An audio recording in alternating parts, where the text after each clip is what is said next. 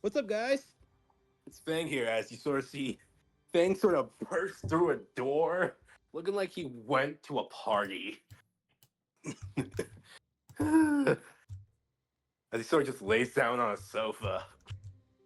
You guys are probably wondering, why am I high?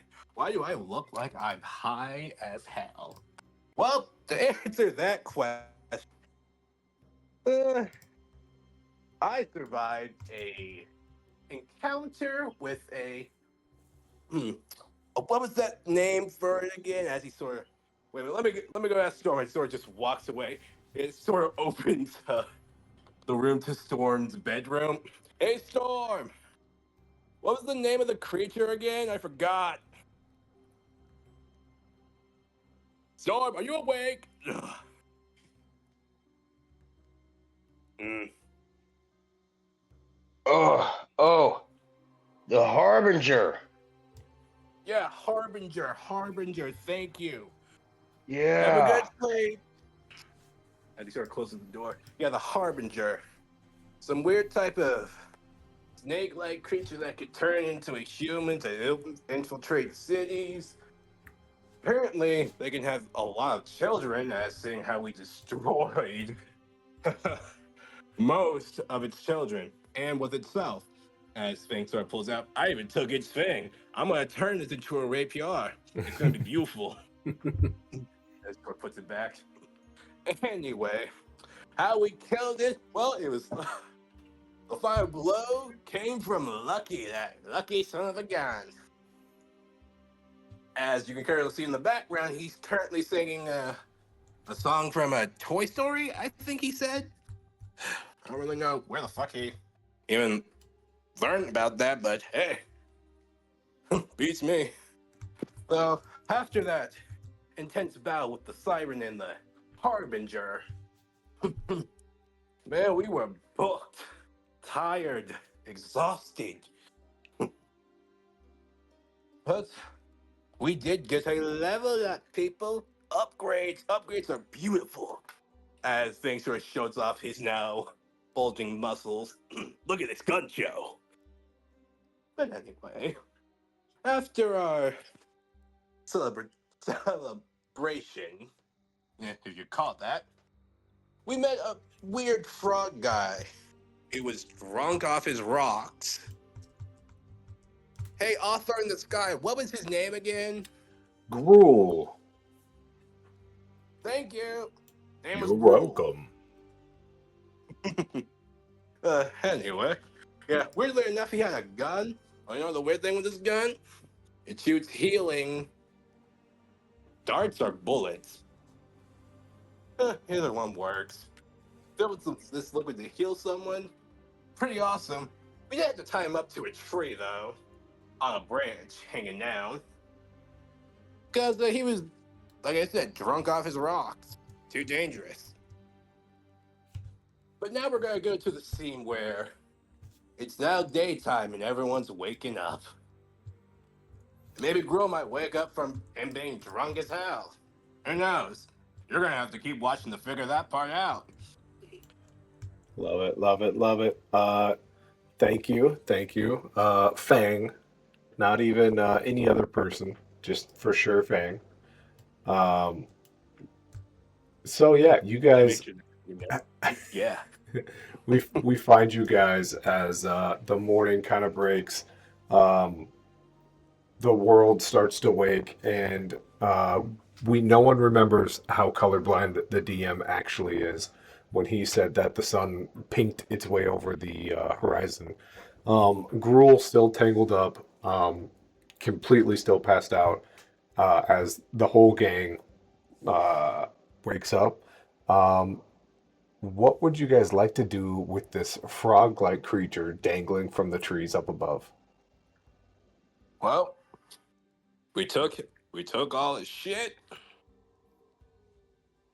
We definitely see why he was drunk as hell, as we sort of. I mean, look at how many fucking drinks he have. I think maybe some of these are potions, but I can't really tell. How about you guys? As you turn to the rest of the party. It's fair to leave things balanced. Taking half his booze, if not more, letting him sober up. I think he, I think is just. Yeah, but what if we can get this guy as a healer for us? Because I mean, having a healer would be amazing. Also, he did have this weird oath thing. As I hand you the paper with the oath we found in his backpack, Mm-hmm. seems he's actually meant to help people. I'm back. By back, I mean walking to the car. Yeah. For those of you who I aren't, I guess, currently in this session, Renegade will be in and out for a little bit. And his voice quality will go in and out a couple times, maybe. Technical difficulties, they exist. Get off our back, all right? I don't know how being.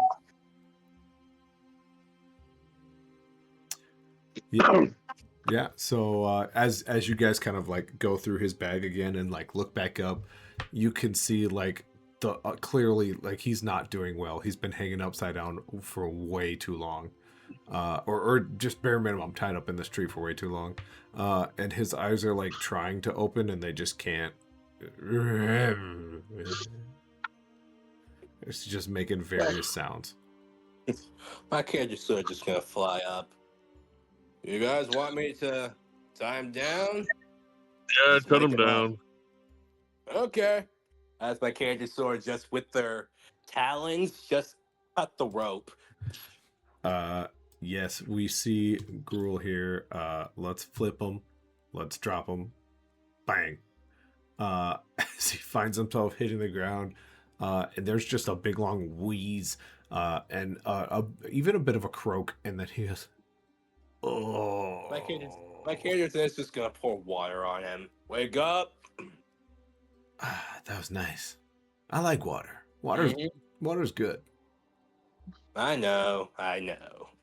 He tries to stand up and then falls back over. Oh, jeez. You sobered up enough? I hate that word.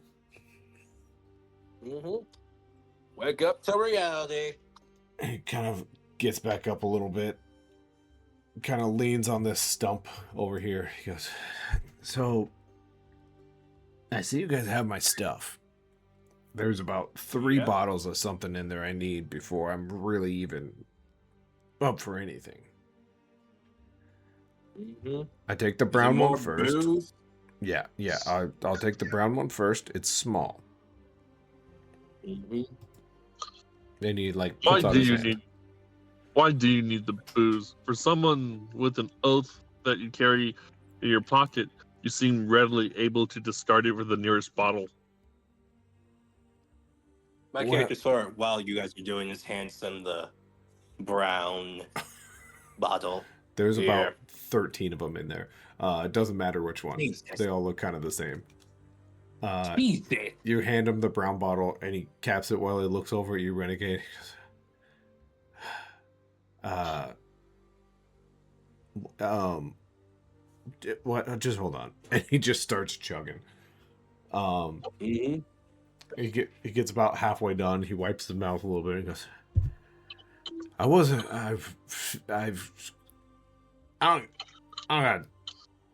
gonna tell you, but now I feel like I don't want to. He starts drinking the rest of the bottle. Come on, man. I gave you the bottle. Please just say it, man. Would you like to... Why is that tree wiggling? Stop wiggling, tree. It's a wiggling tree. You can't stop that. Yeah. It's a, gosh, now I need to know my Pokemon better. What's the tree Pokemon? Wait. I think I know. It's coming to my brain. It starts with a... Does it start with a W? No. Why, Matt? That's wrong, right? Not turd twig, no. Duh. Dear God. I know what you're talking about. It's a pure rock type. It looks like a tree, looks like it's a grass type, but no, it's pure rock. Gen 2, it was an actual tree you had to like cut, and then it was like, ooh, I'm not a tree, I'm a Pokemon. Whatever. This isn't about Pokemon. If you want Pokemon, maybe I'll make a homebrew Pokemon game one of these days. Anyways, no, Please do that, man. I want Pokemon. Nintendo would sue me. Force Never mind. Nah, screw Nintendo. Pokemon is shit. But yeah, he looks at you. Roll a persuasion, sir. Okay. Do I get advantage because I hand him the bottle? Maybe.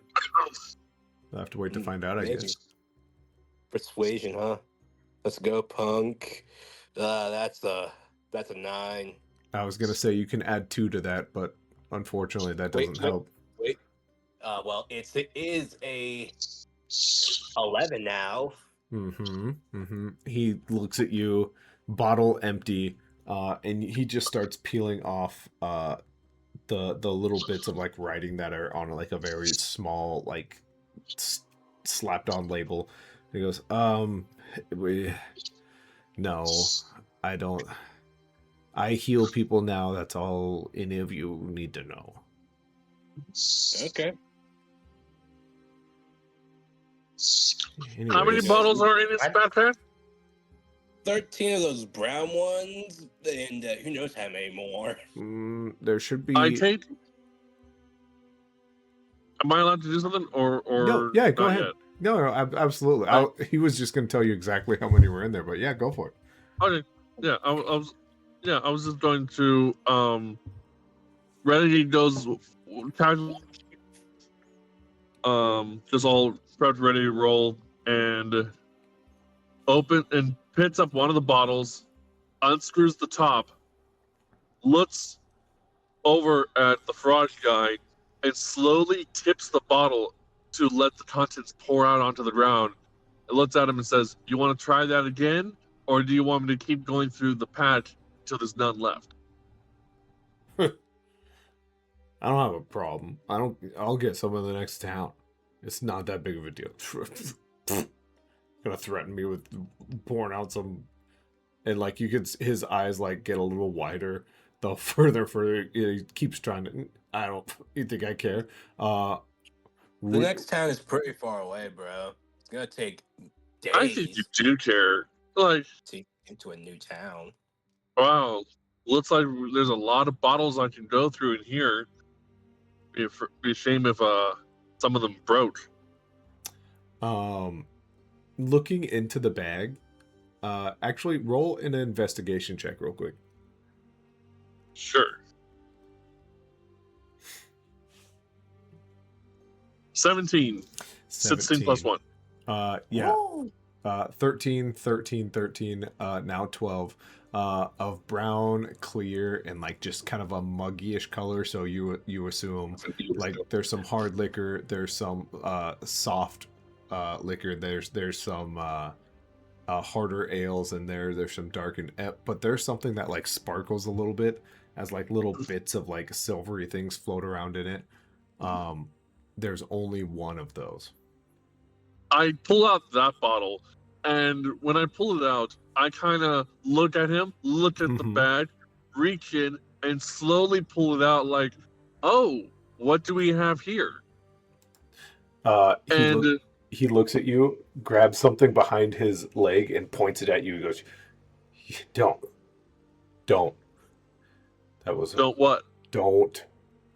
That was a promise from a friend. Don't. And is this friend the one who encouraged you to be like this? There is a little tiny like sling ring that wraps around his finger. There's a mechanism in his palm you can't quite see, but the tiniest barrel is barely sticking out from his knuckle. How many guns do you have? Well, the first one he aimed at me last night didn't work out so well. I shot him in the shot him in the throat with it. Felt great. Right. Yeah, you were drunk off your rocks, pointing gun. Every day, you give me 2 more of those bottles, I'll feel better again. And he's pointing this gun, and it's like shaking just a little bit as he like points it somewhere near your face. Still about 15 feet away, but he's pointing. Maybe 10. Can I So do a nature check to see if this is a withdrawal from having a lot of alcohol? Uh, I would I nature's Or tough. medicine? Medicine. Yeah, it can be like more specific. Perfect. Um, Yeah, yeah. the other question here is Lucky, Stormwatch. What do we think? It's a basic 11. Okay. Stormwatch is kind of right now. He's the quiet, mysterious one. He's not saying much. He's just stumbled across this whole group of people and this frog, and he's kind of seeing how everybody conducts themselves. Sure. He's Lucky. just watching everybody, not saying anything. Okay. Lucky. Anything you're doing? Um, does he actually have those guns, or are those just fictional? You guys have most of them. This was more of a hidden gun. So those guns exist in that bag that you guys Okay. have. But that's not what he's asking back. Those guns, right? What is he? He's wanting the. He wants the bottle of the liquid that has a little bit of silver floating around in it.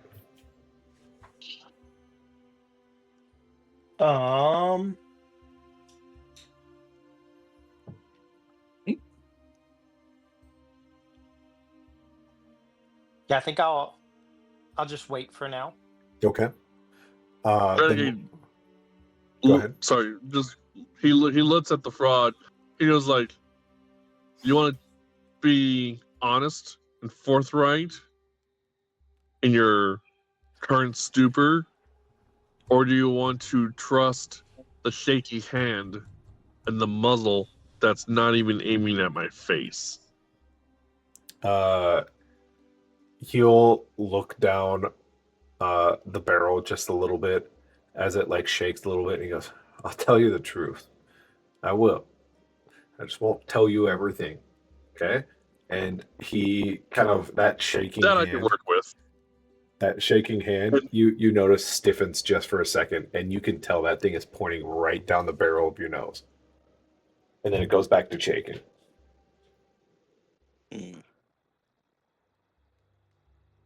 Renegade slowly puts the bottle back in his bag, right where he left it. Gruel lets go of the little glove, and then he slaps that behind his knee.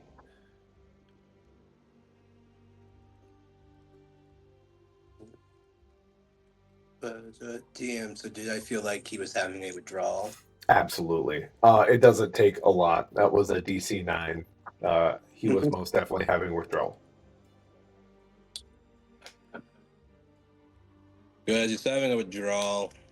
This is usually so high on alcohol, or whatever the hell this shit is. He's having withdrawal syndromes. As I would sort of grab 2 more of these mucky potions or alcohol here.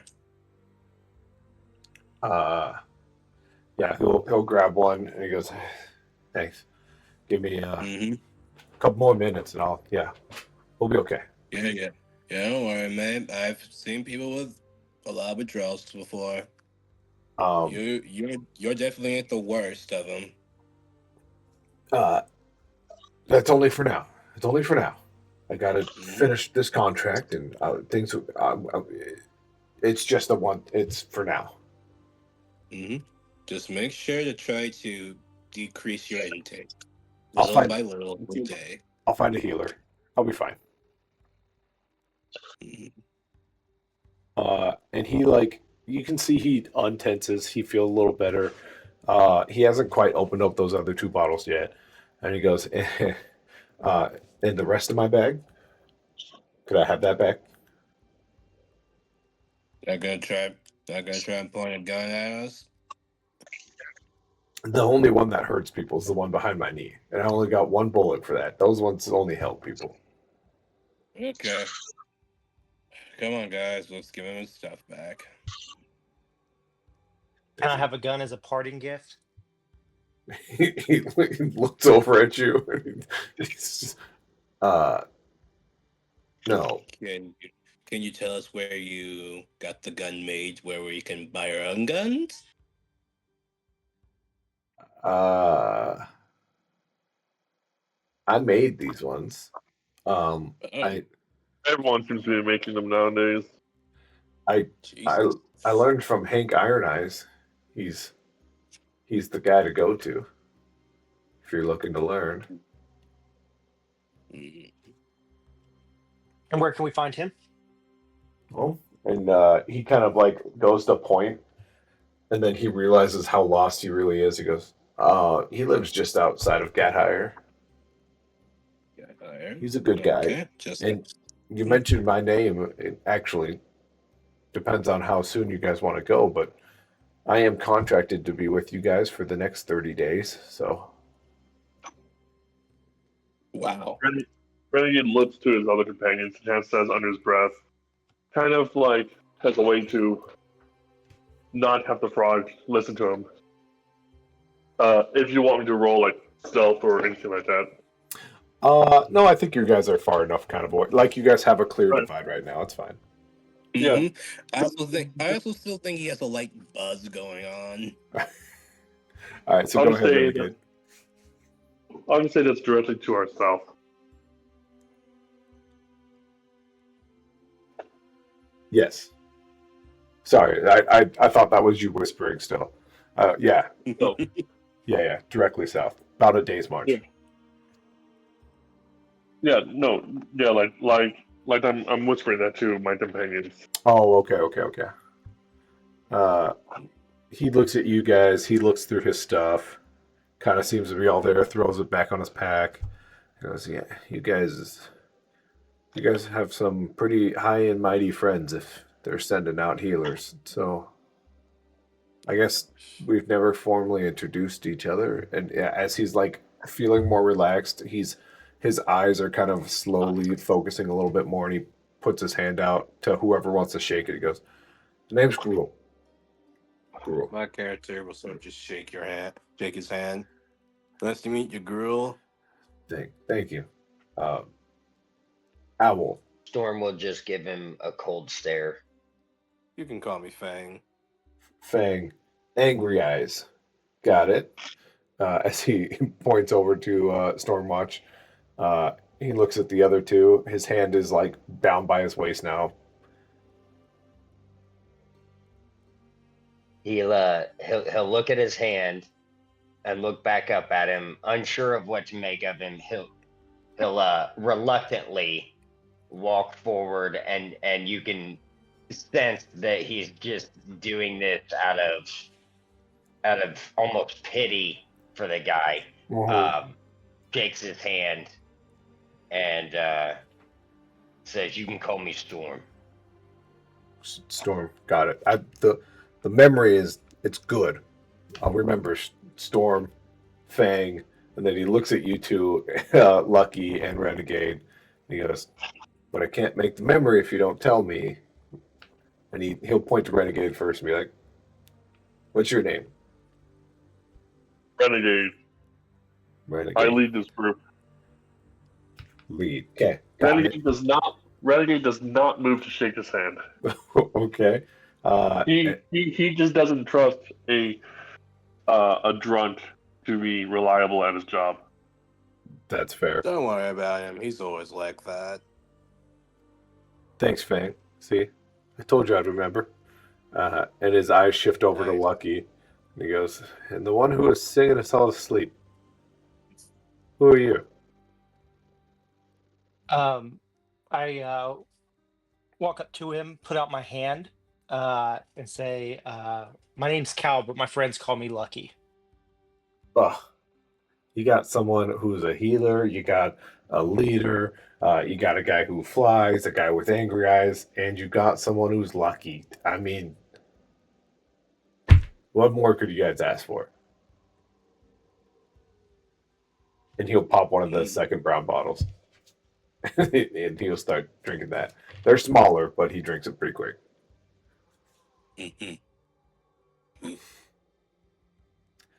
After Do he you know I like, who plan to contracted do. you? Do you know who contracted you to be with us for 30 days? nope, they just send the money. So And Storm, you wanted to say something? Yeah, Storm looks at him and says, if you plan on rendering us any aid, you might want to take it easy on those bottles. if you want me to be any help, you're gonna want me to finish this third one. Out of And character. I'm on the side with Storm here. yeah, yeah. Um, All right. I reckon one more couldn't hurt. But pace yourself. My God. oh, don't worry. The third one doesn't come up until the sun comes up. You got to have a system, you know. Just make sure that system doesn't kill you. Yeah. Also, hey, look, the sun's coming up. He pops the cork of the last one. With that, his hands kind of stop shaking. His eyes, once again, are the like weeping tears have already like started or stopped, and he kind of wipes. He goes, "All right," as he goes to crack his neck, but there's no cracking in a frog's neck. It just kind of makes some weird squishing sounds. He goes, "Whew, okay, I'm sure you guys are on some important mission. You can pretend I'm not even here. If you guys need proof of contact, contract, I have it." Well, welcome to the team, Grool. Thank you, Fang. Can I see that contract? Oh, yeah, it's in one of these pockets. And he just starts looking through all of his pockets until he Try your back pocket. back. I don't have any. He like reaches and goes, oh. And he pulls out like this little tiny contract that he like unfolds like 6 or 7 times and then hands it to Lucky. And what does it look like? It looks like a pretty well written contract. Gruel, 35 days, 5 days for finder's fees, 30 for service fees, has been hired by, and then there is just an anonymous written there. And then it names all of you by name, technically, besides Storm himself. And as you're kind of reading it, he goes, "Hey, now I think about it. 3 of your names were on there. There were 3 other names, but they're not here, and then he's not on the list." As you keep reading past the names, it just says mandatory or else, and then it's all written in like some sort of hieroglyphics after that. Abyssal? It's at this moment. Would anyone? My guess is I'm actually pretty positive is no, and I don't want to ruin any secrets, so I'm gonna say Lucky for sure can't read it. I can't read the contract. No, the second part that's written in a goofy language. Gotcha. Let me I show try. I show everyone else. Say, hey, can any of y'all read this, or is this just gibberish? Let me check. Actually, could you guys, Fang, what languages do you know? Let me go back just to make sure I have all of it. He knows Abyssal. Okay, that's not gonna do it. Renegade, what do you know? I speak Common, Draconic, and I think Dwarvish. Okay. Let me check. Celestial, Common, and Elfish. Ooh, okay. Uh, and then Storm, what did you have? I have Common, Druidic, Elvish, Infernal, and Sylvan. Awesome. Dear God.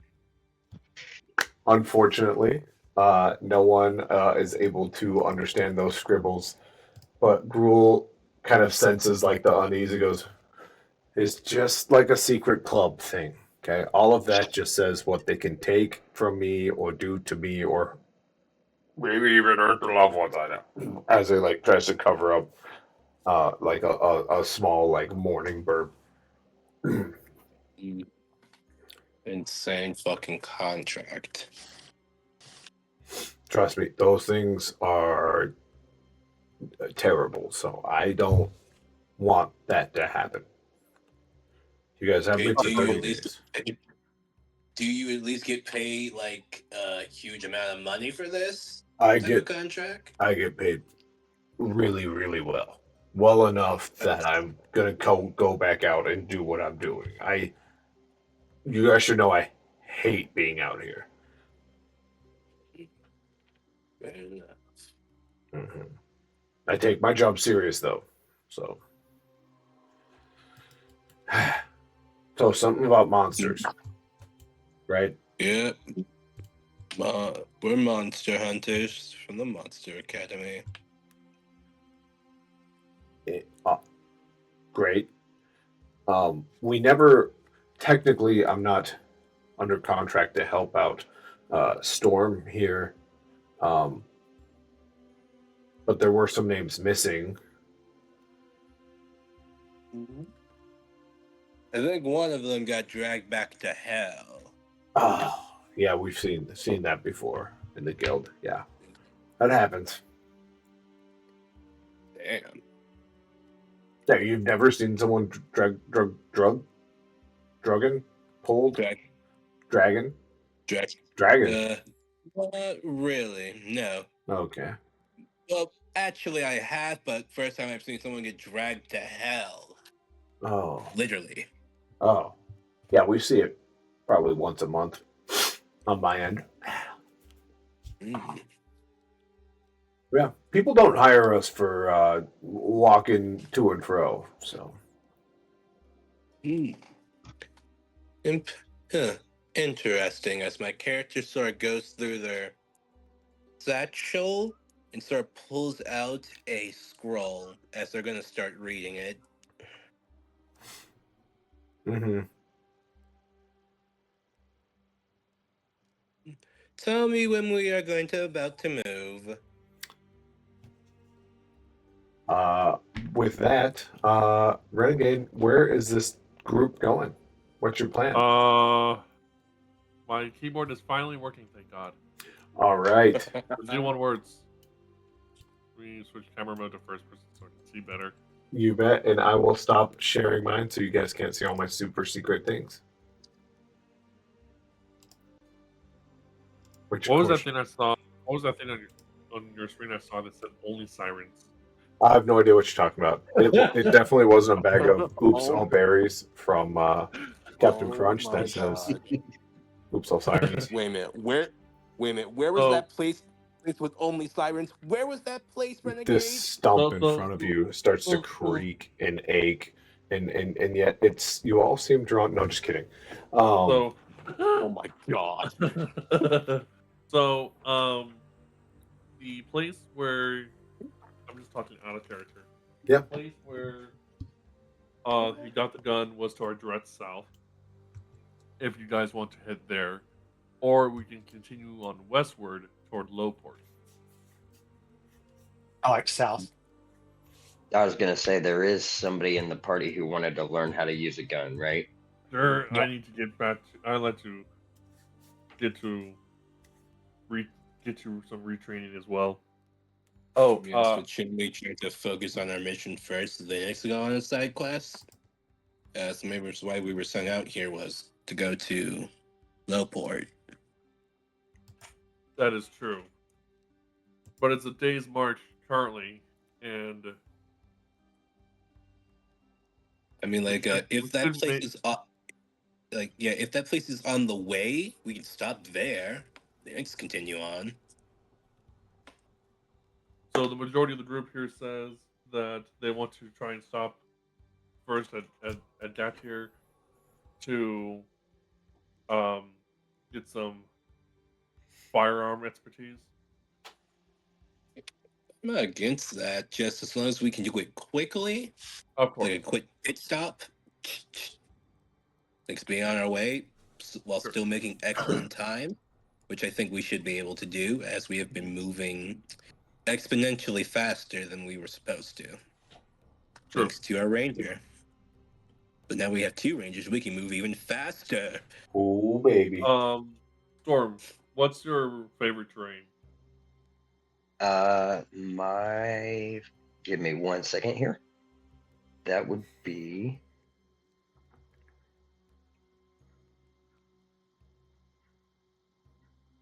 the Underdark. Okay. Love Wow.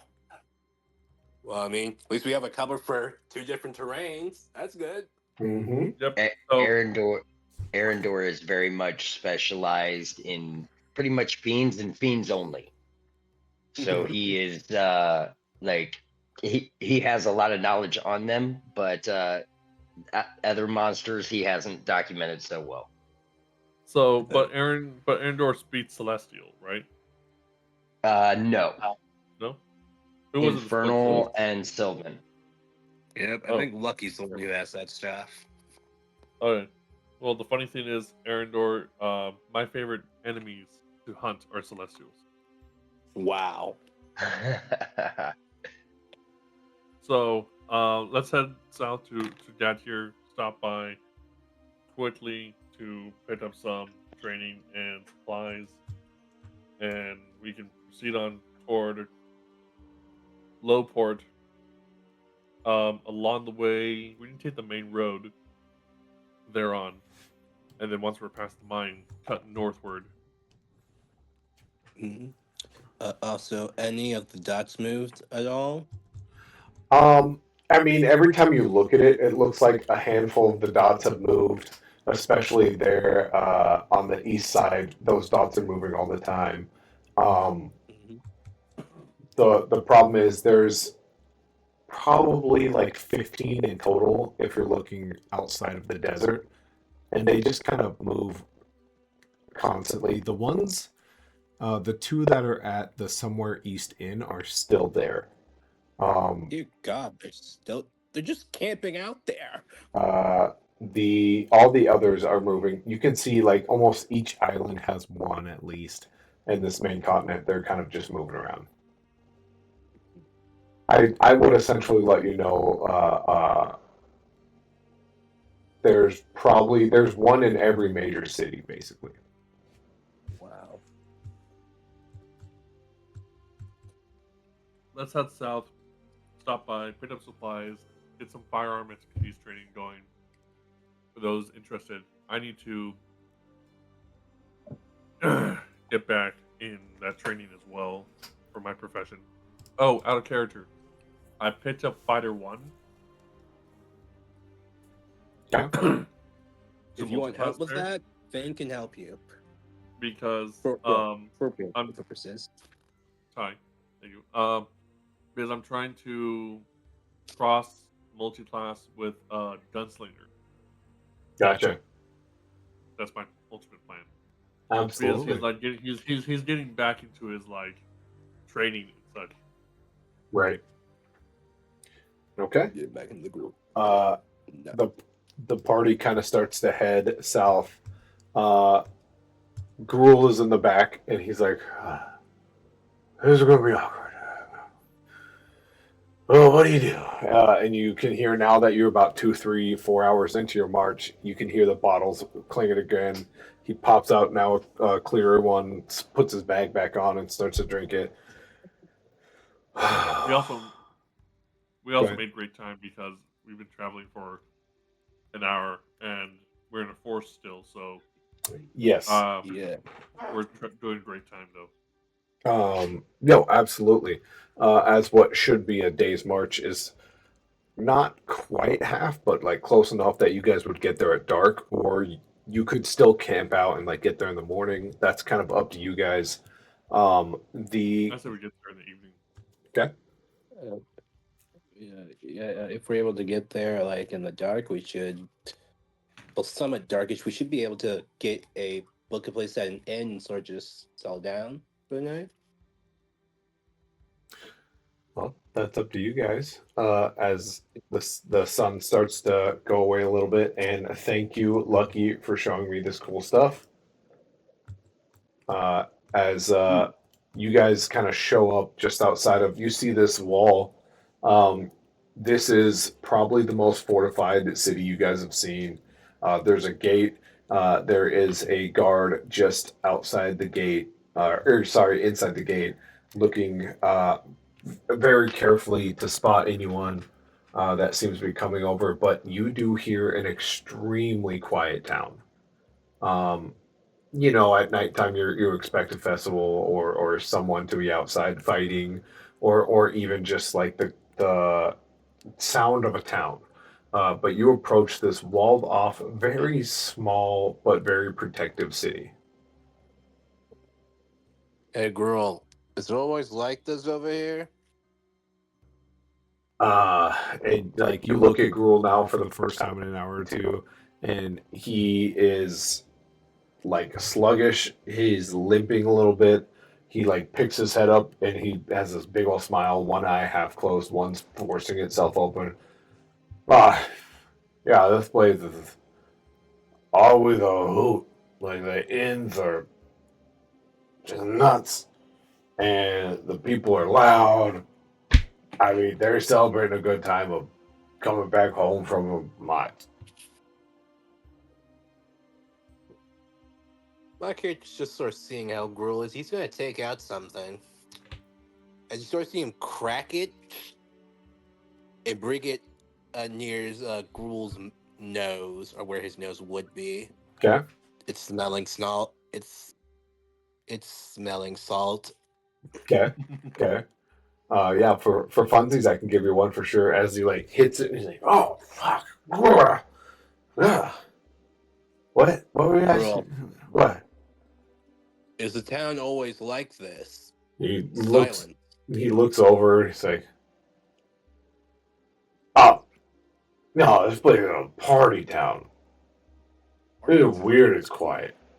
And he looks over and he leans. He goes, "Rufus, that's my buddy Rufus over there at the gate. He's a good guy.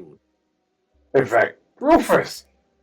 Oh, I'm not supposed to do too much. Sorry." I yelled. He's looking. I'm Fine. sorry. It is fine. And with that, we will switch Just over boards. Just don't cause us trouble. Calling out your friend's name is not completely trouble, so it should be fine. He goes, "Oh, that won't be too bad. We'll be okay. We'll be okay. I forgot to add Rufus. Dang it. Where's Rufus? Now I gotta go find You him." killed I'm Rufus, DM. I'm loading the boarding currently. Okay. Good. You won't know Rufus isn't there yet. Rufus. Okay, loading. Rufus. There he is.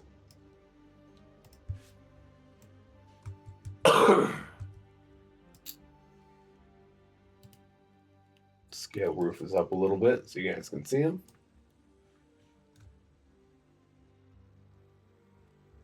You loaded in now?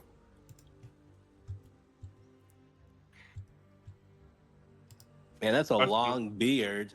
Dear It's a God. big old beard. As you guys are still kind of at the tree line, Gruel just kind of goes, "Come on, guys. He's a good guy. We go way back, like exactly 12 years back. Can I go say hi to my buddy Rufus? I know it's kind of against the rules." Question. Did you two end on a bad note at all? Oh, no way, dude. I hit him with a chair. Renegade just slowly turns his head to the frog. I- Renegade, please looks go at up Pink. there. He hit me with an iron mug, and it was in the fighting arena, so it's okay. That's why I got some good gold, he got some good silver, and then I went on my journey. So Okay. Arendor would like to roll for insight. Yeah, go ahead. I was just thinking, like, do I roll perception or insight? Pretty sure I'll let him go. That is a 22. My Oh yeah. God. As you're kind of looking at him, you see he like rubs this spot kind of on his left temple, and there's like a weird indent still there. He goes, "We're best of buddies. We used to fight at the Boon all the time." And like the more he talks about it, the more it's like he has a weird fighting bro. Is really what it feels like. They're not buddies. They're not fellow fighters. They're bros. They're fighting bros. Ah, Uh, Arendor will look at him and say, "Well, get us inside then." I'm on it. Technically not my job, but I'm on it. And he kind of strolls up. Rufus, it's me, bud. Scroll, dude. Hey, man.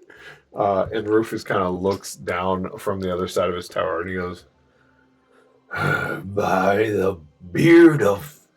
And then he like feels his beard. He goes, by me. What are you doing back here, Gruel? Have you seen Hank? And he like fully, you see Gruel like blink a couple times. He looks back and goes, "Oh, we passed Hank's house. That's my bad. I forgot we were looking at for Hank." it's fine. We're going to be staying at an inn tonight. Okay, Phoenix will go meet Hank. okay. He lives like a mile back that way. Yeah. And, No, I'm not walking back that way. and Rufus looks down again. He goes, Gruel, who are you talking to? What?" And Gruel looks back and he goes, "Oh, I'm gone. I'm a healer now." Is Yes, that? as my character sort of appears right behind Gruel. Yes, he was talking to me. Oh gods, you're a strange-looking feller. Eh, who isn't nowadays? So Granted, you're pops a wand escorting as mission. well. Oh, two. Appears Okay. there's a few of us here. We're looking to restock some supplies and see about training in the city as well. Well, May we enter? why don't you all step forward?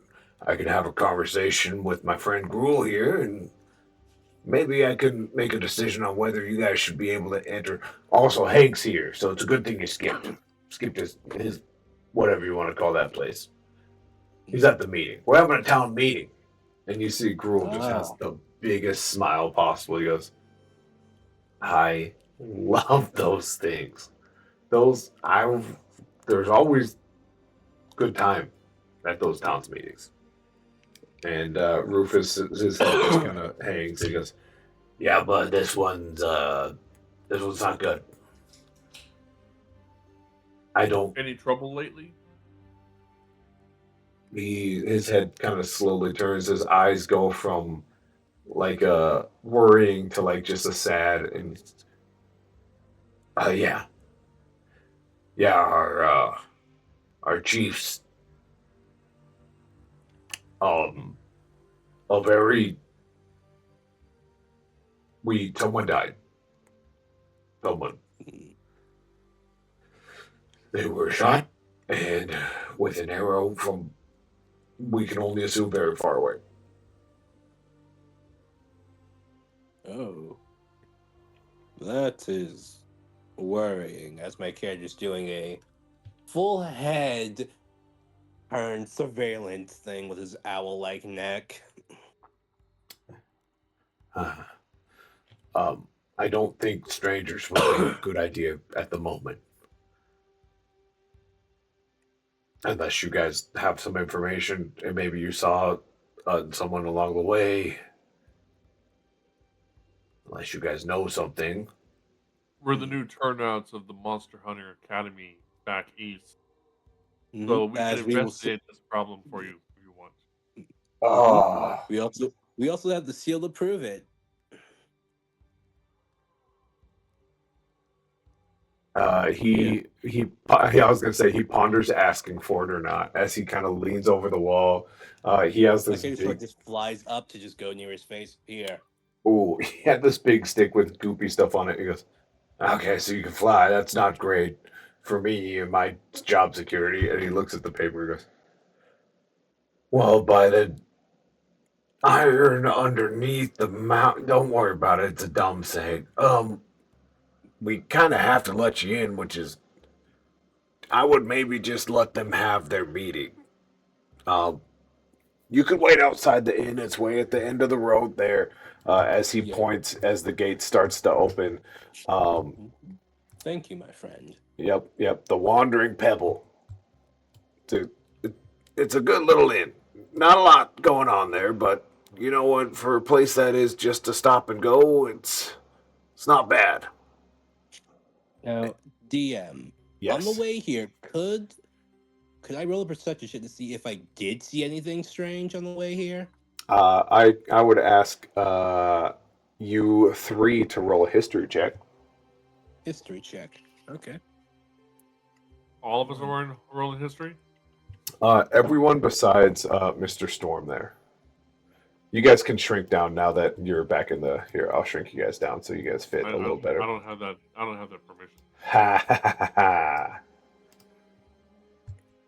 Where's my history? Does anyone get a 15? I Let am me not rolled roll. yet. Let me Son of a roll. gun. I got 13. Um, Someone give me a bargain inspiration. I might Nat win. 20. Nat 20. Never Plus one. mind. my lord. Dear Okay. God. My God. He Now, knows everything. to be fair, remember, my rule: if you did some art, you get a advantage die. You can only use it for tonight, so use it if you got it. What's the advantage die size? D20, a full advantage. Full advantage. If you posted some art in the images of the prior session, you get a Okay. advantage dice. Okay. Nat 20, Renegade. You're immediately remembering the stranger in the woods that said you never saw me. Uh, he had some business in Gattehier, and now he is going north. Hmm. He even, he even mentioned something about someone's daughter. He didn't say. He kind of stopped, but he said, "As long as you guys let me go and you guys don't tell anyone about this, we can move on." So Renegade moves closer to Fane and says, like kind of like whispers to him, like if anyone else want to like come closer, fine, that's fine. I'm not gonna let the toad near. That's fair. But he's just look at Fane and go like, you remember the stranger first night out? That son of a So bitch. Yes, I remember his face he's very well. he's the one who had business here. And he said it was someone's daughter and someone just died. More than Who did he likely, tell us to watch out for again? Uh-oh. he motions for Legend to come on over, and motions for Stormwatch too. I'm just moving their characters here in case they want to move closer or not.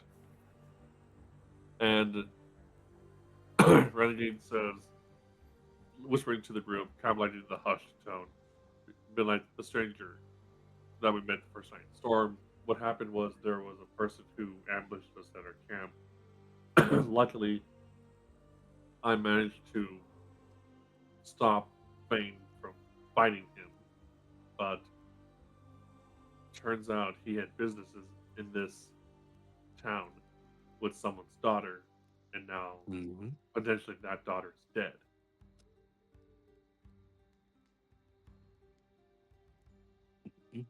He also had this weird face. It was like DM. It was like some type of weird clay type face. Mm-hmm. Yeah, it wasn't quite solid. It wasn't quite It liquid. wasn't. It wasn't. So yes, he might have been covering up his face with something, or might have been an ability of a creature or herbs. Who knows? But Do any of something us weird was happening. Do any of us know what a homunculus is? You guys could roll for it. Yeah, What I'll would roll that from be? 9. What would Okay. that be? History? Once again, that's a history. Boy, it's a history night for us. A whole gang attack on history. Oh, 18. come. I got 14. You I got a think 14. Renegade I gets got, it. I got an 18. Okay. Yeah. Ganja, Lucky, would you guys like to look back and see if you recognize that term at all? Yeah, I rolled my history. Yeah. Did not pop up for you? Oh yeah, there it is. It's 12. It's 12. I see it. I'm not having a lot of faith in mine, but I'll give it a shot. Yeah. 16. Oh, it's Oh, a yeah. -1. Yeah, for my 18 and my 16, even out of -1. In fact, Gandra, what kind of what Mr. Stormwatch here remembers is more of like a fun little story tell rhyme from when you were very little, of someone explaining this sort of shape shifting creature, but it was more of like a kid's story. Renegade, what you remember is not necessarily a homunculus, uh, but you remember some tech from where you're from that you can just rip off your face, and that changes your face entirely. Um, so if you guys were to kind of exchange those informations, yeah, maybe you could come up with a creature that would maybe match that. It was a spell. He says the word spell like he's still getting used to it. Yeah, yeah. From my not people, but people we serve. The spell basically ripped off someone else's face and attached it to your own to hide your identity. Mm. Likely, this is what we encountered first night. Disgusting but effective. As you guys are now entering this town, you guys hear a really big gulp from Gruel behind you. And then like Gruel. the clattering of bottles, and he finds something really, really small. He pops it. He goes, "Oh shit. I didn't think he was What gonna is be it? here. Who is it, Gruel? I know we were looking for him. I was gonna try Tell to us, hide. Gruel. That's Please my tell us, Gruel. Hank is right outside the doors there. He's probably gonna go in the meeting fashionably late, like he always does." And he starts drinking his small bottle again. And you guys do see a old dwarven man, his one good hand reaching towards the doors of the town hall, as his other hand, cut off just above the elbow, has some sort of big, large mechanical mechanism like strapped to it, as it kind of swings as he leans over the door, and his hand just touches the door, and you can see it's about to open it, and he turns his head. He goes, "Who in the bloody hells are you?" And he turns back and looks at the entire group. Okay, up the table, DM. So Gruel was technically just freaking out because Hank is here. Yeah. Yes. Yep. Okay. Okay. He didn't know who the actual person we're looking for is, or he does know. No. He's freaking out because who rolled my really, really high insight check recently? That would have been Storm. Storm. Yeah, Storm. As you kind of look back, he seems to be incredibly ashamed right now. You would assume because he's drunk, and this is his former teacher. Not too proud of yourself, are you? Gruel just kind of slips back to the back of the group and makes himself as small as possible. My character still with the smelling salt just sort of hands it to you, to Gruel. Keep smelling this. Okay, like snaps it. Hank goes, a lot of fucking chatter. Who are you guys?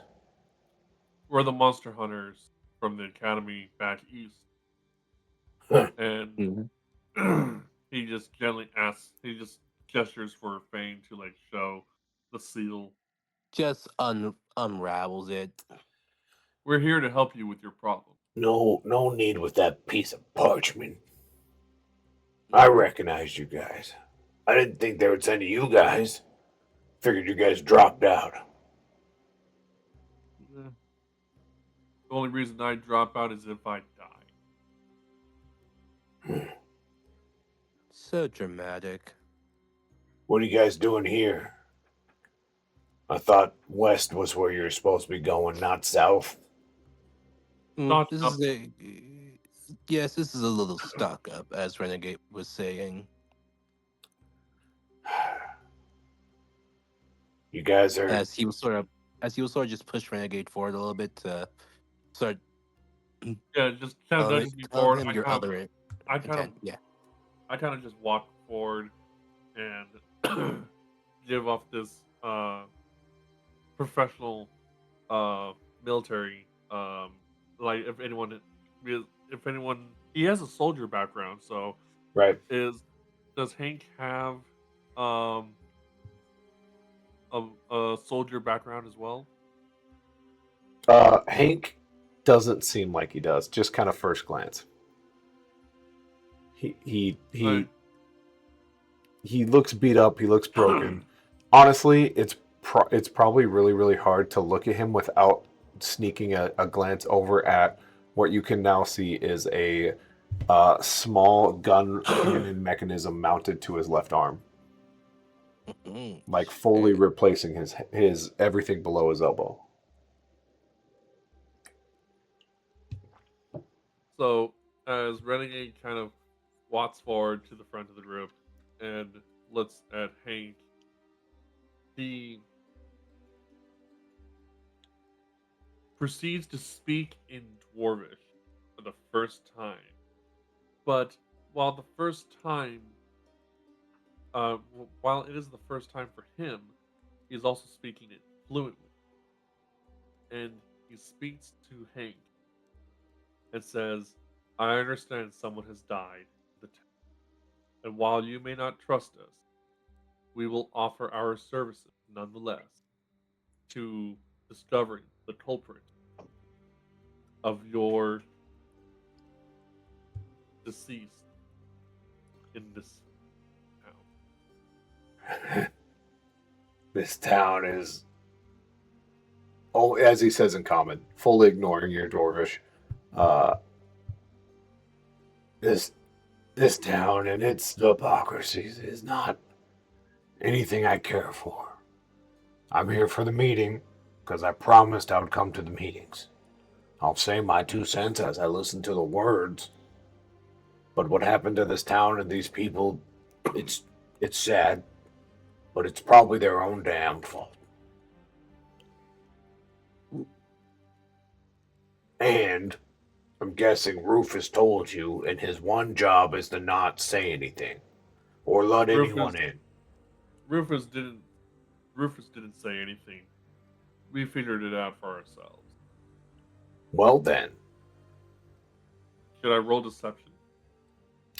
he takes you at base value. He immediately is trustworthy. You can roll deception, but actually don't. It's not worth rolling. No, yeah. Yeah. He looks at you and he goes, "Well, some random strangers pop in tonight of all nights, and they seem to know what happened. Why don't you guys come into the town meeting then and tell them exactly what happened?" And his good hand slaps the door open, and you can see 30 to 40 people all kind of sitting down, 7 to 8 of them standing up and yelling back and forth. These mines should be open tomorrow morning. I don't care what's happened. I'm sorry to you, Chief. Okay. There Okay, is you just sort of turns to Renegade. You just have to open your big mouth. going down the list. Hank is just holding the door open. Uh, first closest is Renegade. Renegade, you going in? As some dwarvish necks kind of turn to look at you. I'm going in. Okay. Lucky, you're the next closest. Lucky, you going in? Yes, and as I walk in, I introduce myself to him and say, "Hey, my name is Cal. My friends call me Lucky. Um, Gruel told us that you trained him." Yeah. Yeah, I trained him. And Cal. It's a pleasure meeting. Absolutely. Are you taking any students at the moment? Students. I came to the school with my job for the 1 week, and I hated all you idiots who never had once held up a firearm in your life, and that's all the training you get from me.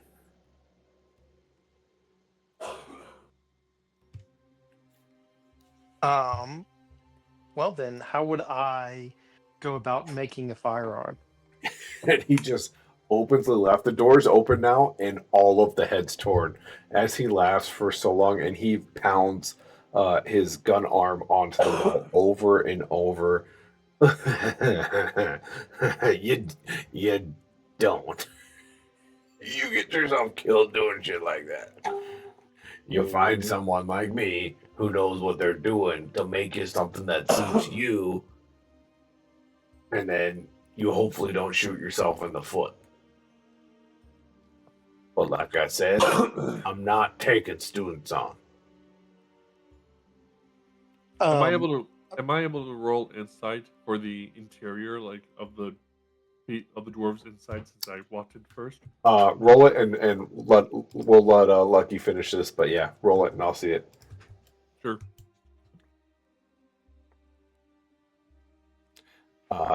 Gruel will kind of whisper. Yeah, Lucky, he says that to everyone. You just gotta show him you're good at. But maybe he's gonna do this big grand entrance. And he like looks, and Hank's eyes meet Gruel's, and Gruel just kind of like leans back.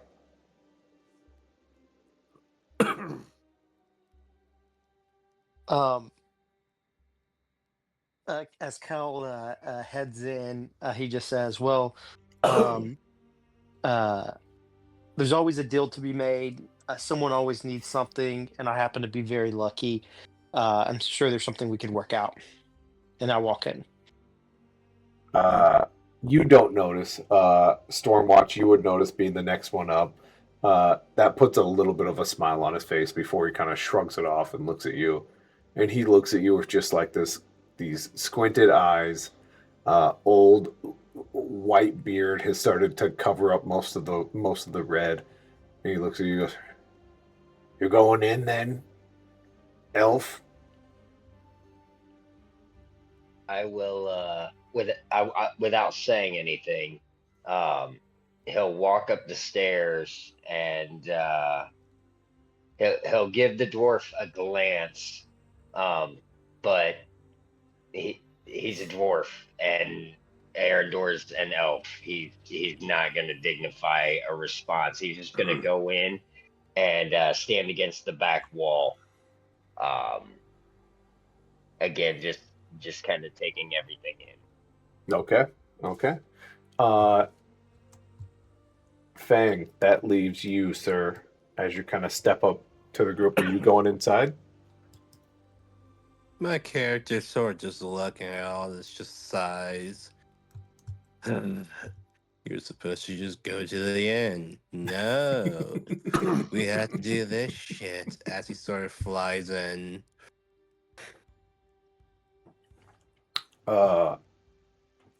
Hank kind of looks at you flying, and he kind of has he like matches that energy. He goes, flying, just a lazy way of walking. Nah, I have wings, I might as well use them. And as you go in, you hear that door slam, and Hank does not go in, but the entire town hall hears, Gruel, Gruel, Gruel. Look at your pathetic piece. And that Run, sound kind of girl. fades. Run. As you guys are in this town meeting, all these dwarven necks, exclusively dwarven, have turned and looked at you, and you see someone at the head of this town meeting goes, "I'm sorry. Can we help you?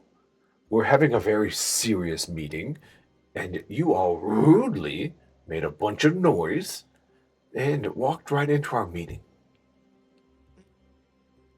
Yeah, about that. I Yeah, we might know who the hell did this. Might. I apologize for the rudeness of our interruption. Hmm. But as it so happens in our travels, with we may have met the culprit behind the murder in this town before news of it reached us. Who said anything about a murder? Uh, why would you suspect there was a murder?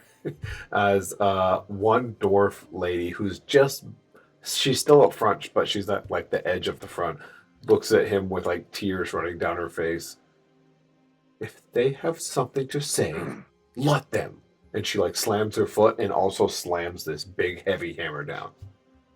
Just letting you know, I rolled a 7 on the insight, and then I rolled my advantage dice and got a 5. Gotcha. Why? Essentially, you see a very awkward, a very half angry, half sad, and there's like a clear divide left and right. Who's on what side? Am All I right, able? Gabe. Am I able to approach the crying woman? No. You'd have to walk past all of these people, past like the little gate, past whoever seems to be on trial right now, and like walk past all of that to get to her. So Renegade, then let's see here. Do I have the image?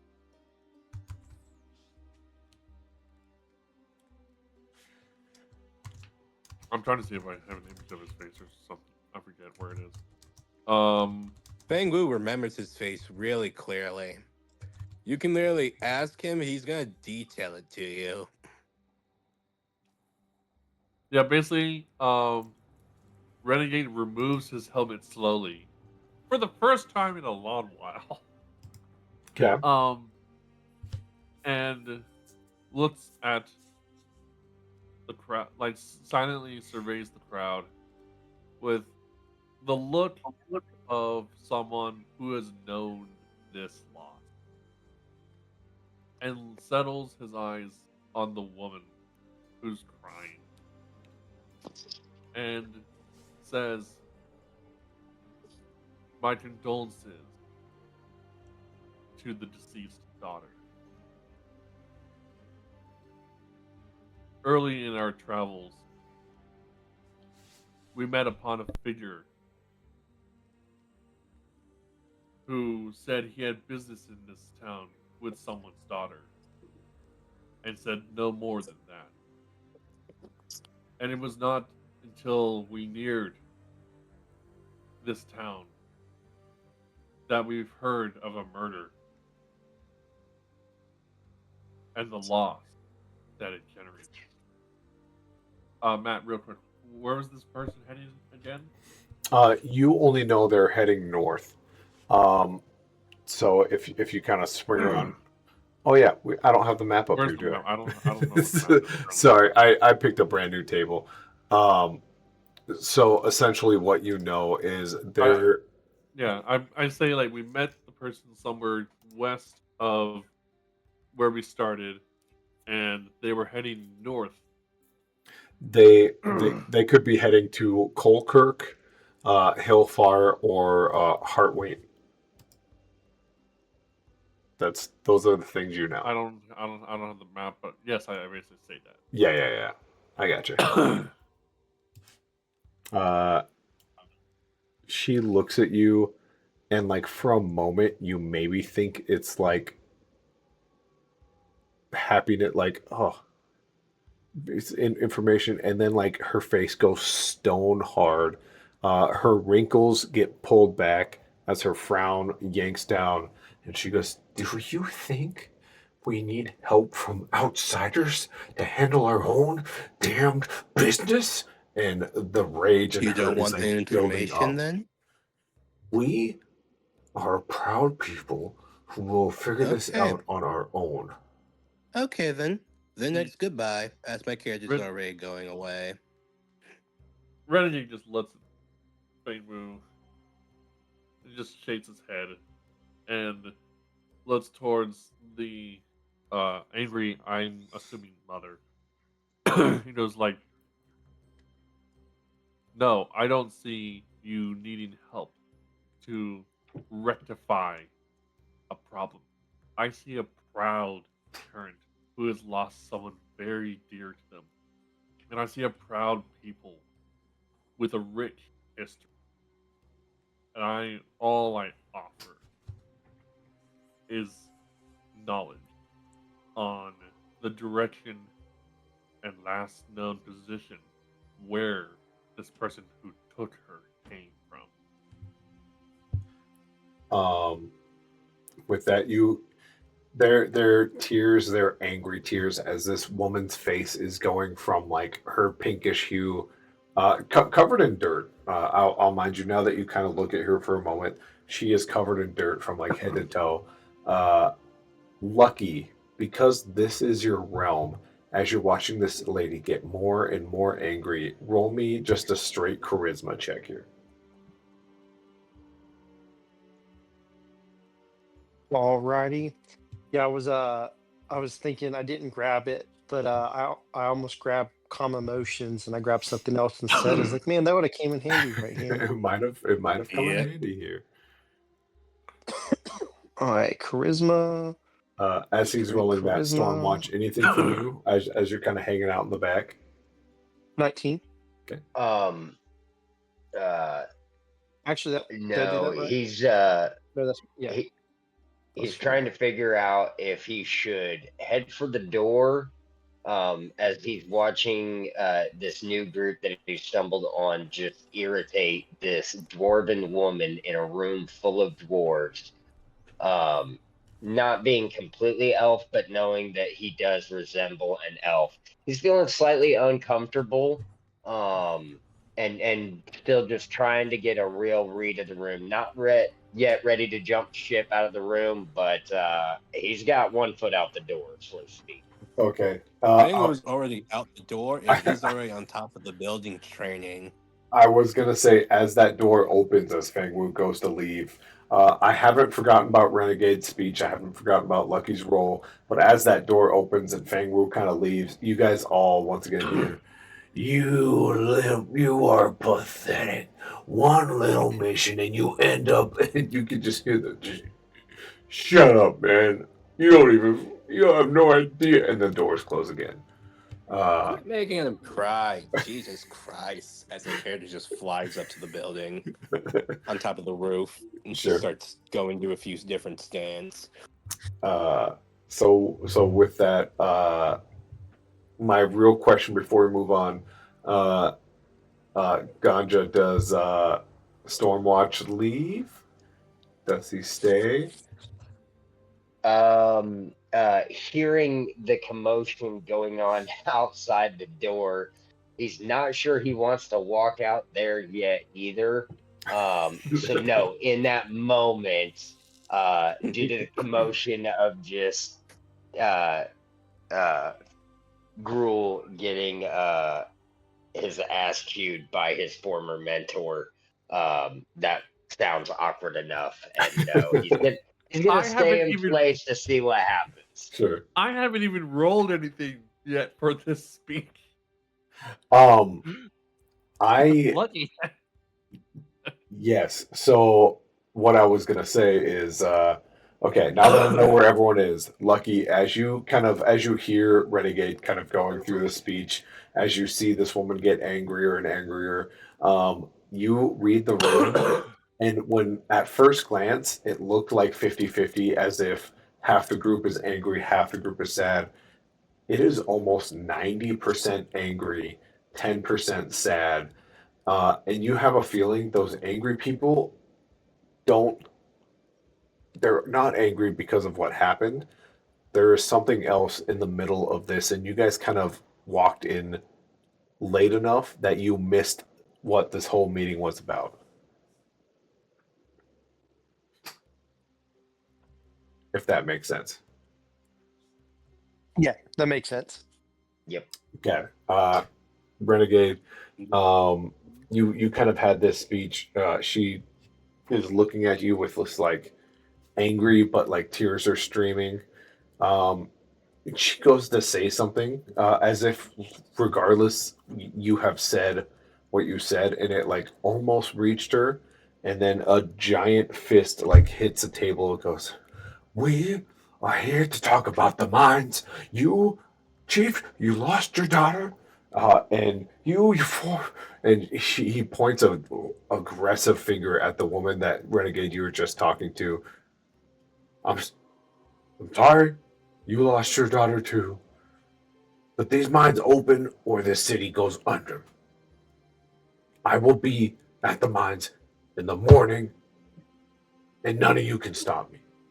And he looks at a group of the angry people. He goes, and I'm pretty sure my men will be there with me. And he stands up and he like marches past you, Renegade. And he doesn't look at you angry. He just looks and like gives a hard nod as he walks past. And so do about 15 other people.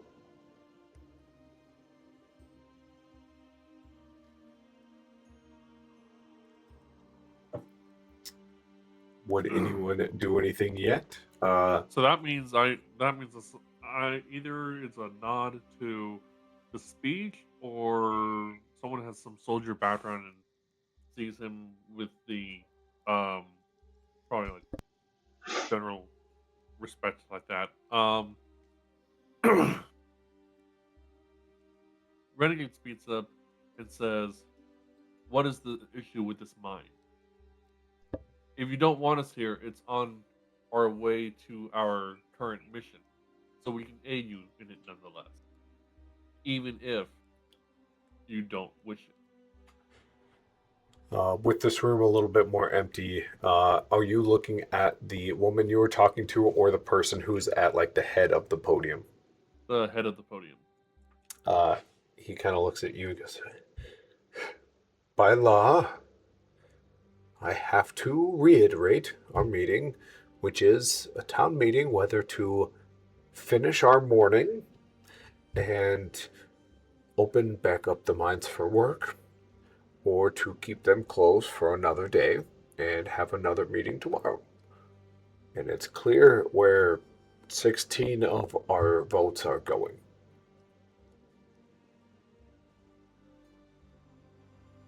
Did I pass the charisma check?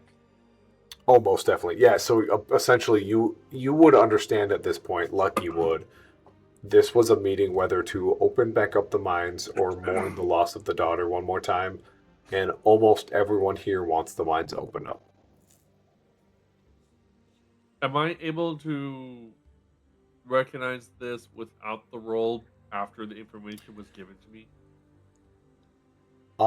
I think you would have been just a little bit confused about that burst, but I mean, after a moment goes by, I think yeah, it makes sense that you kind of have pieced this two together, and even like a quick whisper from Lucky would maybe like be like, "Oh shit, this is a little bit more of a social awkwardness than anything here."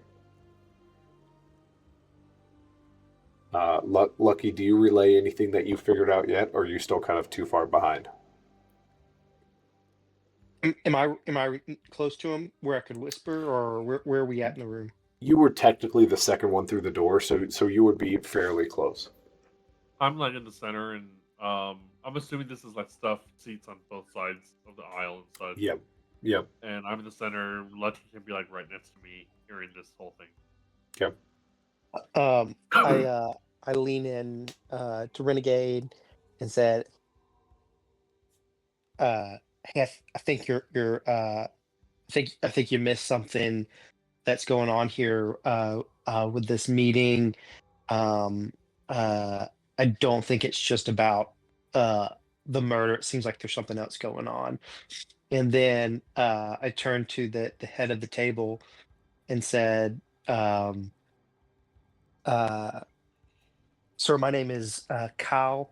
My friends call me Lucky, and we happen to be great at solving problems. And it seems that there are some problems here in this town, and I would like to see how we could help." Uh, he looks at you with a practiced smile. It goes up, and it is plastic as could be. It looks like Ken right out of like a Barbie doll kit. And he goes, "We are very thankful you're willing to help, and we would even give you a room just for the information that you have already given." Uh, and he looks over at the crying woman, and he looks back at you and goes, um, "But we handle our business our own, and we don't need help. We don't. And people are mad about the mines. Technically, we still have 2 more days of mourning. I know deadline will be due that same day, which is a difficult task to ask." And there's people now standing up, being like, "Difficult? That's impossible. We cannot fill quota by then." And there is a ruckus that explodes again.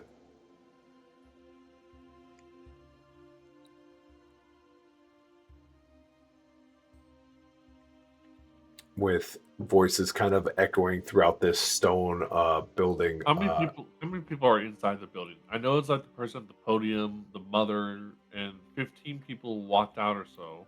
Yep. So we're about down now to 20-ish.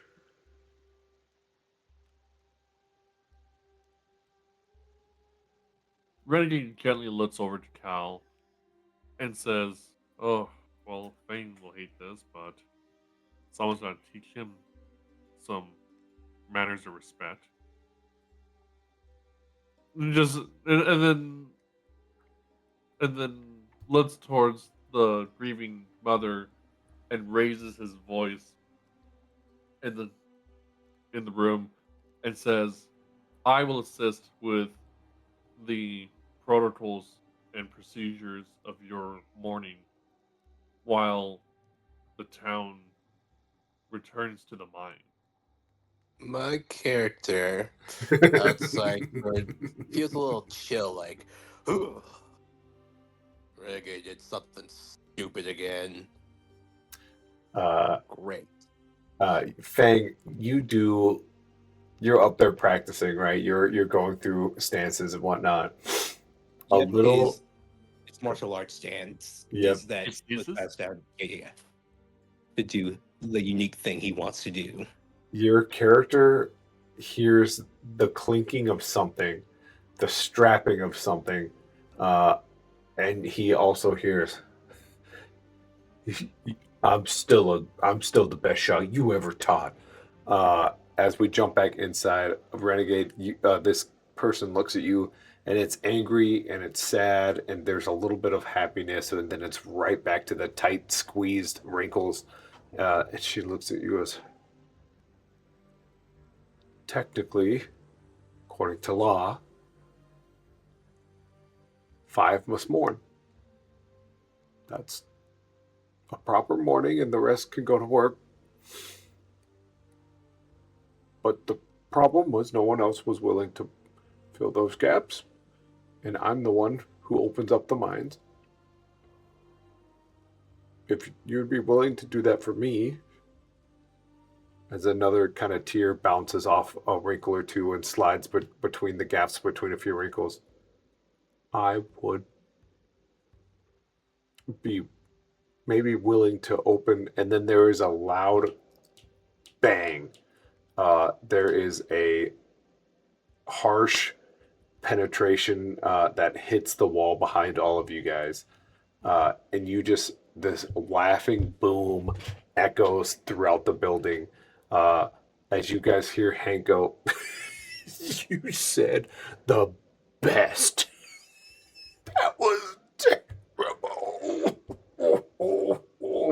as there is a brick that has been pushed through the wall and like has landed on the ground of this town hall.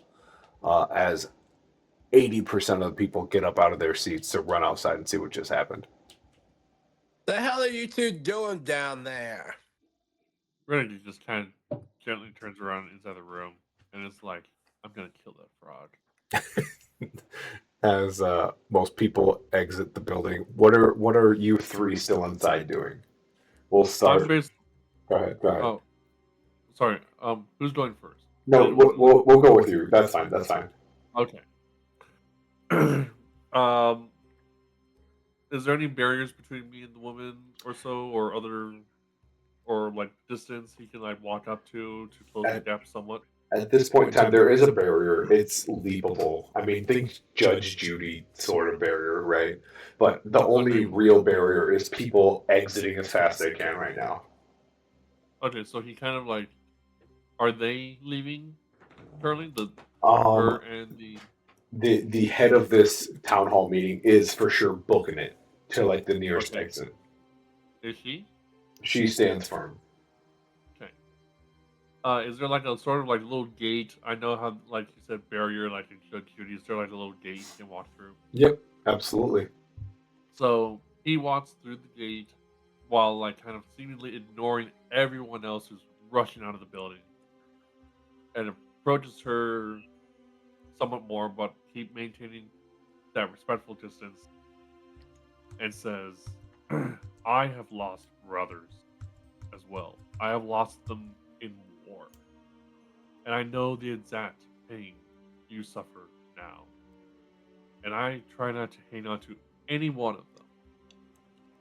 But I will aid you in whatever you might need for this morning. Roll me a persuasion.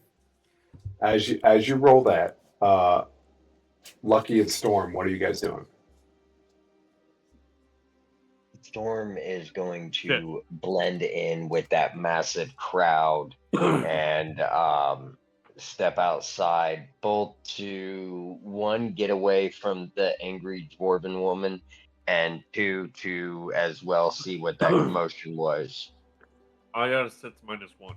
Gotcha. Thank you. Yeah, Eridor was definitely just waiting for a chance to leave.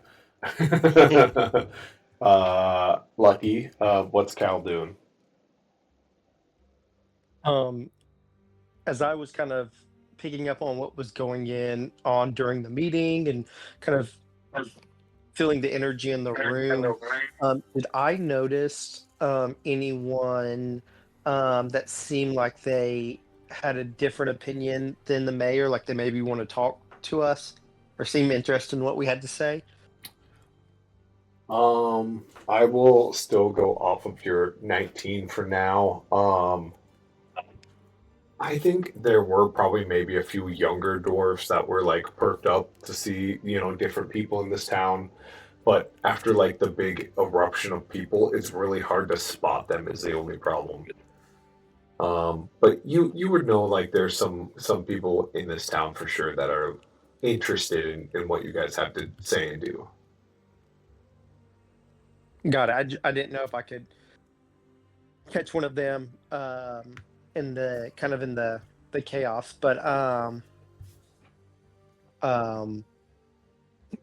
yeah, I'll just kind of wait back. Yeah. Hold on to that 19. Remind me of that 19 later. Okay. But yeah, as Storm kind of heads out, he does see this eruption of now like horseshoe type shape of people. I didn't forget about you, Renegade. I just wanted to let people know what that bang was. As Grool is been pointing a gun and it is wobbling and weighing, and it dips and it rises. It settles for a second and then it wanes again as Hank goes, "You never could. You don't have it, kid. I can see you lost it. It's right there in that bottle and you're drinking it down and pissing it out. You had it and you lost it." As Gruel just kind of his finger lets go of the trigger, his hand drops, and he kind of looks at it and goes, I didn't lose it. I just don't want to use it right now. Not on you. Not on you. And he turns around and heads into a building that you guys don't exactly know what it is yet. Really? I sort of turn down to look at Hank. Really, man? Mentor. I'm always going to be mentoring. Even when they seem like they're lost, I'll find a way to reach them. So Rufus said, Hank's Just make sure house- not to keep. Just make sure not to make it seem like you're pushing them away. Oh, I'm pushing him away. He'll find someone better than me out there. I am gonna push him away. What if he doesn't want anyone better? What if he just wants you? What happens after that? He looks at you. You can tell he soul searches for a minute. He goes, "Shut up, you damn bird!" And he starts to walk away too. Really, Matt? Because you know I make sense. He puts up his gun arm, and you just have the feeling, oh, that's his version of the If you- middle finger. Love you too, old man. Back inside. Like my grandpa. As he just sort of flies off to Grool. Absolutely. Gruel is heading into a building which is then labeled Grot's Boon. So he opens up the door aggressively. You do hear Grot yell, I'm back, everybody. And then he face plants onto the floor. My character sort of just flies to the door, opens it, sort of just grabs Gruel by his feet and start dragging him. Don't worry about this, everyone. As he just thinks you look. carries him out flying off. There are two dwarves grabbing each other's collars. Both their faces are bloody and bruised. Cheekbones are broken. One of them has his fist cocked about to hit the other one while you fly in and pick him up. And one of the guy who's like about to like get knocked out goes, "Oh shit, was that girl?" And a fist comes down and puts him into the dirt. Ooh, damn! Ooh. That's a nasty right hook, my guy. Nice. We'll jump back into the town hall. She looks at you, Renegade. Just perform the morning acts, please. Let me. I don't know you. You're gonna have to ask around. I need to go prepare the mines. They'll be there in 2 or 3 hours. You can ask my husband. You can ask anyone in town. They've never changed for years. She was 23, by the way.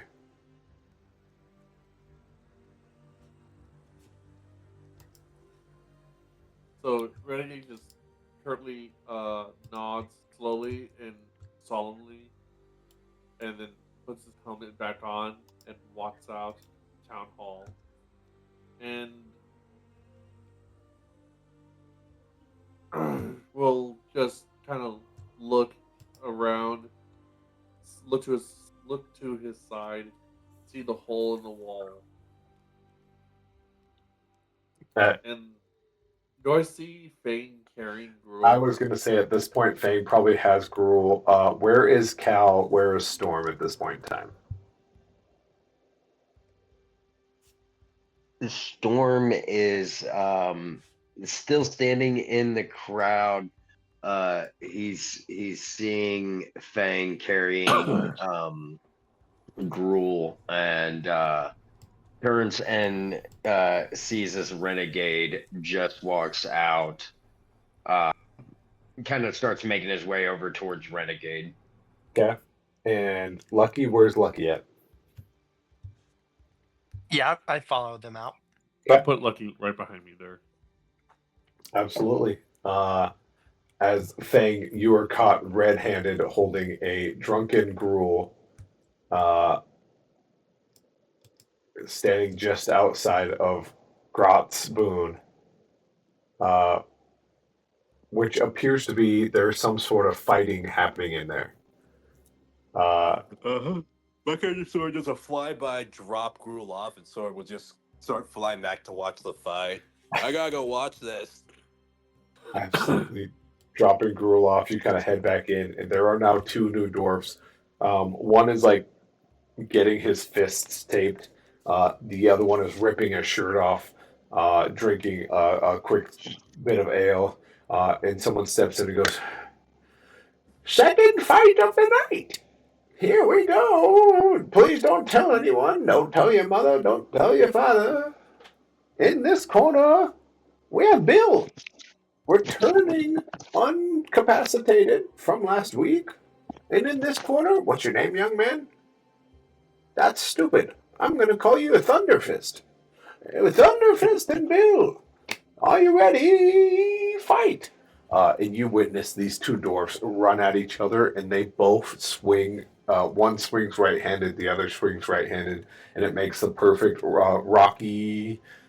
Come on, Matt's brain 3, where they punch each other at the same time, and a crowd erupts. There is some sort of fighting ring going on here, and there are a bunch of people who were not at that town meeting in here right now. Mm-hmm. My character's just sort of seeing that's gonna fly up to. Are there any chandeliers up here? Oh my gosh, the lighting in this place is perfect. Right now, it's one big light that's like shining over the ring. But before that announcer was talking, there's lights everywhere. Okay. He also just fly up to that big light, sit on it, and fucking start cheering. Beat it! And with a right hook! Punch him in the dick! For the first entire minute, it is strictly right hook, right hook. They're both right hooking each other over and over, bang, bang, bang, bang. And you're from a certain point of view, it's like, holy shit, how are they not dead? Um, but yeah, as that fight goes on, Fang Wu cheering from above. The rest of the group, what are we doing? I'm just having the time of my life. That's right. Is there a store? There's a store somewhere in town, right? Absolutely. Let me go to the normal view. Where would I? Oh my god. Oh, hold on. Wait, normal view.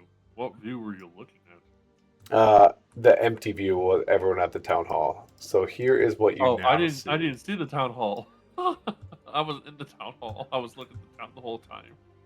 As everyone has kind of found themselves back at the their normal locations. Okay. Let's move Fang back over here. Let's drink. Hey, I don't know. leave me back at my fighting arena. Oh, absolutely. Let's shrink everyone down because I can't. Yeah. You guys sort of just if you guys would ever try to find him, you know he's in there. Oh, He's gonna see if he can maybe sign up for a fight. I missed Storm. It's my bad. I Okay. saw that. Now with the towns kind of flooded with people again. I'll put him up here just to be like. That's where he needs to be. That's where he needs to be, on the ground. That's where he belongs. I will do our little mid-session check-in. How's everyone doing? Is anyone so exhausted they have to go to bed? Does anyone need a drink or a bathroom break? Any of that good stuff? I'm okay right now. I just want to fight someone with a bare fist right now. You'll get the chance. I am doing pretty good. Awesome. I'm good. Sweet. So you said we can learn skills through effort and practice, correct? Absolutely. Okay. Mm-hmm. Where do I buy a flute? So as you kind of glance around, I'm gonna read them off. It's up to you to tell me how Renegade would react to these sorts of names. Um, there is Dunkar's Oddities and Rare Finds. There is the Hairless Bear. There is the Flickering Candle. Wooden Lamppost, that's funny. Dunkar's General Goods. There is the Wandering Pebble. And then there is also a very strange man holding a giant sack way towards the entrance of town over here. Man with a giant sack. Oh, He's Santa Claus. and of course, Fang Wu is at Grunk's Grunk's Fighting arena. Yeah. yeah. About to get into a fist fight.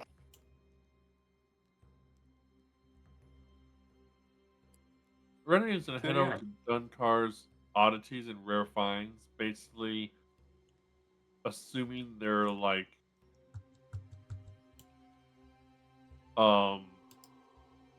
much like his previous worth of exotic and moderately rare vendors. Not his, Okay. when I say exotic, I'm not expecting like, oh my god, there's like legendary artifice here, but like moderate to rare stuff. Yeah, absolutely. And before we jump into that, where is everyone else going to be? You know where I'm at. I know where you are. I'm trying to figure out if Arendor would be interested in going to the Hairless Bear, assuming that's some sort of armor type place, or the General Goods, but having just gotten the studded leather after that encounter, he's gonna try and get rid of the leather that he has, the leather armor that he was wearing. Okay. So you're thinking of the Hairless Bear still then? Yeah, or the General Goods. Okay. But probably the Hairless Bear first. As you turn towards the Hairless Bear, you get closer and the reek of ale hits your face. The closer you get, the bigger the window you're able to kind of look through. The Hairless Bear is clearly a tavern. Okay. Yep. With that, he's gonna stop as soon as he can see inside and realize that is not where he's trying to go, and the stench alone is enough to pretty much stop him in his tracks. And he's just gonna turn around and beeline straight for the General Goods store, like it didn't even happen. Yep. Okay. And just so we know, Lucky, where are you heading? I would like to go to the General Goods store. Okay. Absolutely. Let's jump to here's the order because it's gonna drive Fang Wu the most crazy. We're gonna go Renegade, we're gonna go General Goods, and we'll jump back to Fang Wu. Sure. Just so you know, if I don't find a flute or something at the oddities, I'll head over to the General Good. Okay.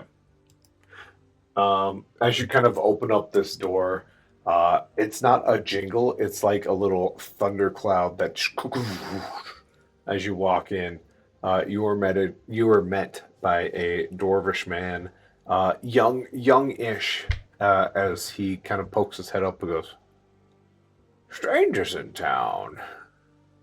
What are you doing here?"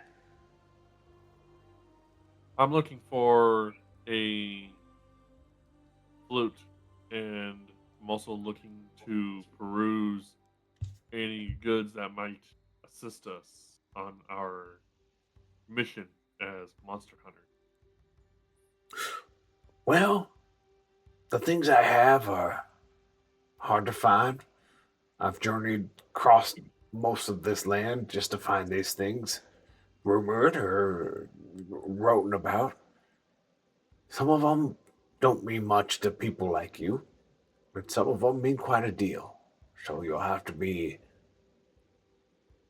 either a little bit more specific or take a look around. and just What do kind you of, have in the way of firearms? oh, well, strictly speaking, that's forbidden here in town. I guess the only one who gets the pass is Hank. Old Iron Eyes himself is not one for rules, but I don't have any. But would you know of anyone aside from Hank that may have known the knowledge of it passing through? Well, his last protege was some weird little bug man. I don't know. I didn't like him much. He didn't come in here much, and we didn't talk much. So, his name was stupid like Pool or something. Haven't seen him in, well, a long time. Matt, I'm assuming this is Grool he's basically talking about. That's a great assumption. Yeah, great assumption. Yeah. I feel like Batman already. Alright. Well, mind if I just peruse then see if there's something to take with me on our mission? Yeah. Yeah. What's the inventory? Everything here, it seems like a mismatch of things that shouldn't belong together. Um, there is a stone face mask carved of obsidian, and when I say stone faced, it looks like a blank face. Um, you kind of walk closer, and there is a cloak that just reeks of seawater. There's a music box, but it's playing everything kind of just backwards. Um, there's a very like large fist-sized coin, which is stamped with like a completely blank face instead of what you would know to be like older kings' faces. Um, there's a stone tablet with nothing written on it. I mean, dozens and dozens of things that just don't really make any sense at all. What's the float that smells like seawater? Are you asking Car? I'm asking out of character. Okay. I mean, it's a cloak. It's really just hanging up. Uh, there's not even a lot of wind in the store, so it's just falling flat. And to you right now, it just looks like a cloak. And the closer you get to it, the more it smells like it's been out at sea for most of its life. Hmm. Am I able to roll investigation on any like various goods in here? Yeah, absolutely. And so firearms, you have gone through this place, and there's nothing that even looks like it like could project anything. Oh dear God, I don't want to do that. You, as you're kind of going about this place, you get the feeling this is the weirdest, most strange man amongst town, and the fact he's even alive and has a business makes no sense to you. Yeah, I basically don't find anything of worth, Mhm. and I just walk out of the store and just head over to the general goods. Okay. I'm Uh, assuming they'll just be like my net's turned after everyone else. But yeah, you start heading that way. We'll jump over to the general goods store. Um, Cal, Storm, you guys walk in. Uh, Dungar is the first one who you guys look up, and he looks at you and goes, "Adventurous. I know the look. Crazy, you have some pretty impeccable timing. That meeting was nuts. Thanks for getting us out. The name's Dungar. What are you looking for?" Well, Dungar, I don't know if this would fit your wares, but I do have this leather armor here. If you'd be interested, I would love to sell it to you, and if not, maybe you could point me in the right direction of someone who would be interested. Whoa. I'm interested in just about everything. So, no need to get, well, skittish about it. What are you looking to get for it? I'd like to get 8 gold. 8. I hate to say this to you, and I hate to break it to you, but you're got a little elvish in you. And I'm going to have a hard time selling that elvish looking armor, elvish fitting armor, I should say, to any of these doors. I'm going to have to lie, I'm going to have to cheat, I'm going to have to coerce some people into buying it. That alone, Well, I'm going to drop you down to 5. you see, the great thing about leather is you can work with it, you can fine tune it, you can trim it to fit a dwarven size. You're right. What do you say about stick? I want to tell you what he was going to say, but I'd like for you to roll me a persuasion first. All right. I really want you to roll low because I really love what he would say if you rolled low. Persuasion? Yep. You're looking to beat a 14. I got a 14. Of what he was gonna say is, you're right. I kind of forgot about that about leather. I have to do a lot more work to sell it. But what you actually get is fine. 8's fine.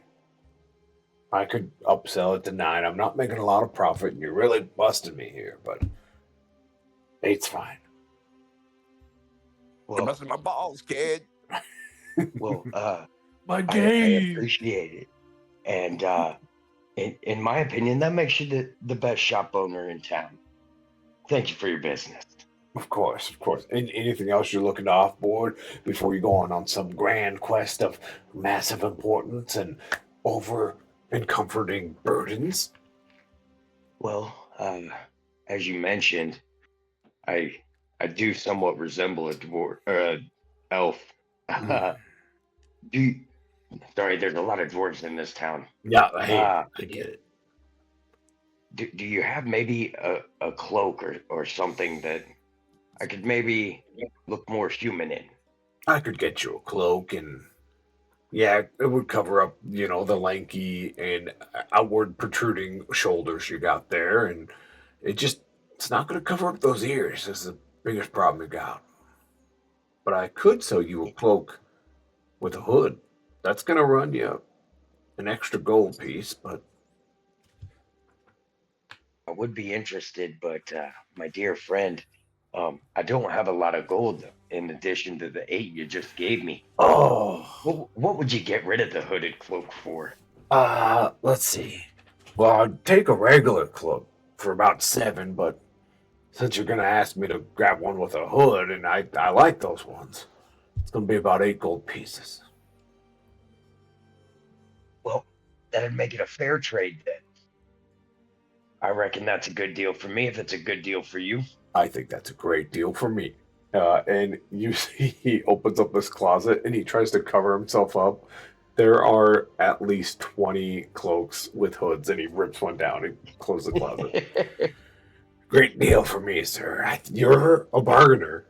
I get that. You're good at it. Keep it up.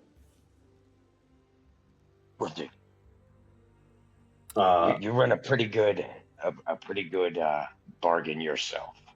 oh, I wouldn't. I think I'm losing a little bit. And he points to his head. I'm losing a little bit up here. Getting older. Are we all? Not all of us. Some of us have journeyed across the lands and found small little pearls that keep us 37 forever. And he just looks through the window.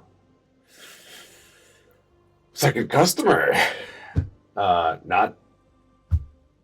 Sorry, I was staring at someone else, not directly into your soul. And Lucky Dungar is looking at you now a little bit more apologetically.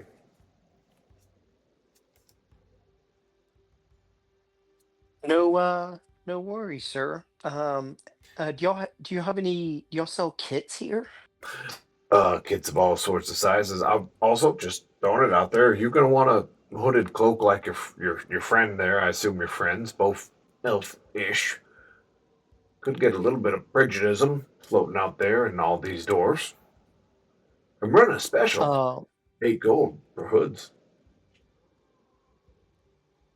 Well, let's see what we end up here, and maybe we make a deal where you throw it in. And he takes off these little tiny spectacles that he's had on, and he leans in. I've had it on deal.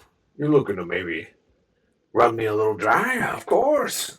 Let's run through what we got. You're looking for kits. I've got wagon repair kits. I've got kits for breaking into places you're not supposed to be into. I've got a handful of kits that are meant to maybe make you look like something else. I got a few kits on making plants grow better. I got a few kits on making sure you have every magical item you could need to make spells and whatnot. What kind of kit are you looking for? I'm looking for a disguise kit and a tinkerer's kit. Oh, whew. Tinkerer's kit. You don't even have to ask. We just got tools everywhere. You need some tools? Uh, Y- Go ahead. yeah, yes, I would like tools. Yeah, we got a handful of tools. You honestly, you could just tell one of those miners. You help them out for the day. If they could take a breath. You could take those tools right off them. They'll never even know the difference. But if you Well, want to get them the that is right good way, advice. I could sell them to you for a modest 9 gold. Each.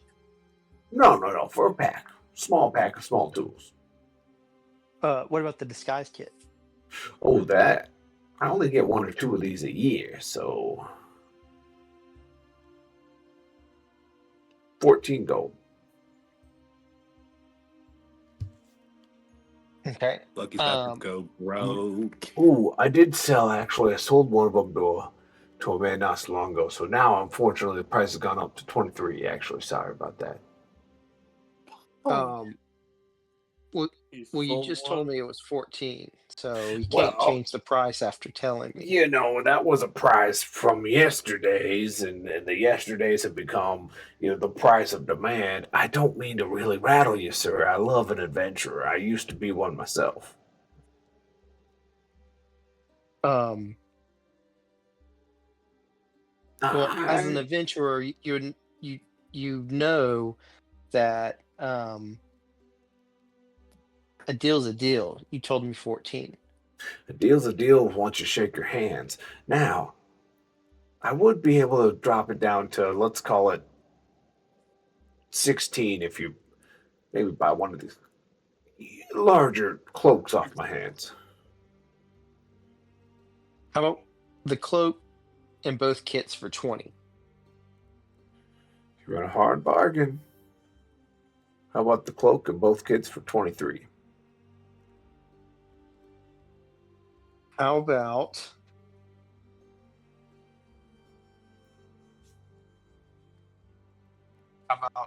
all three for 19? Roll me a persuasion.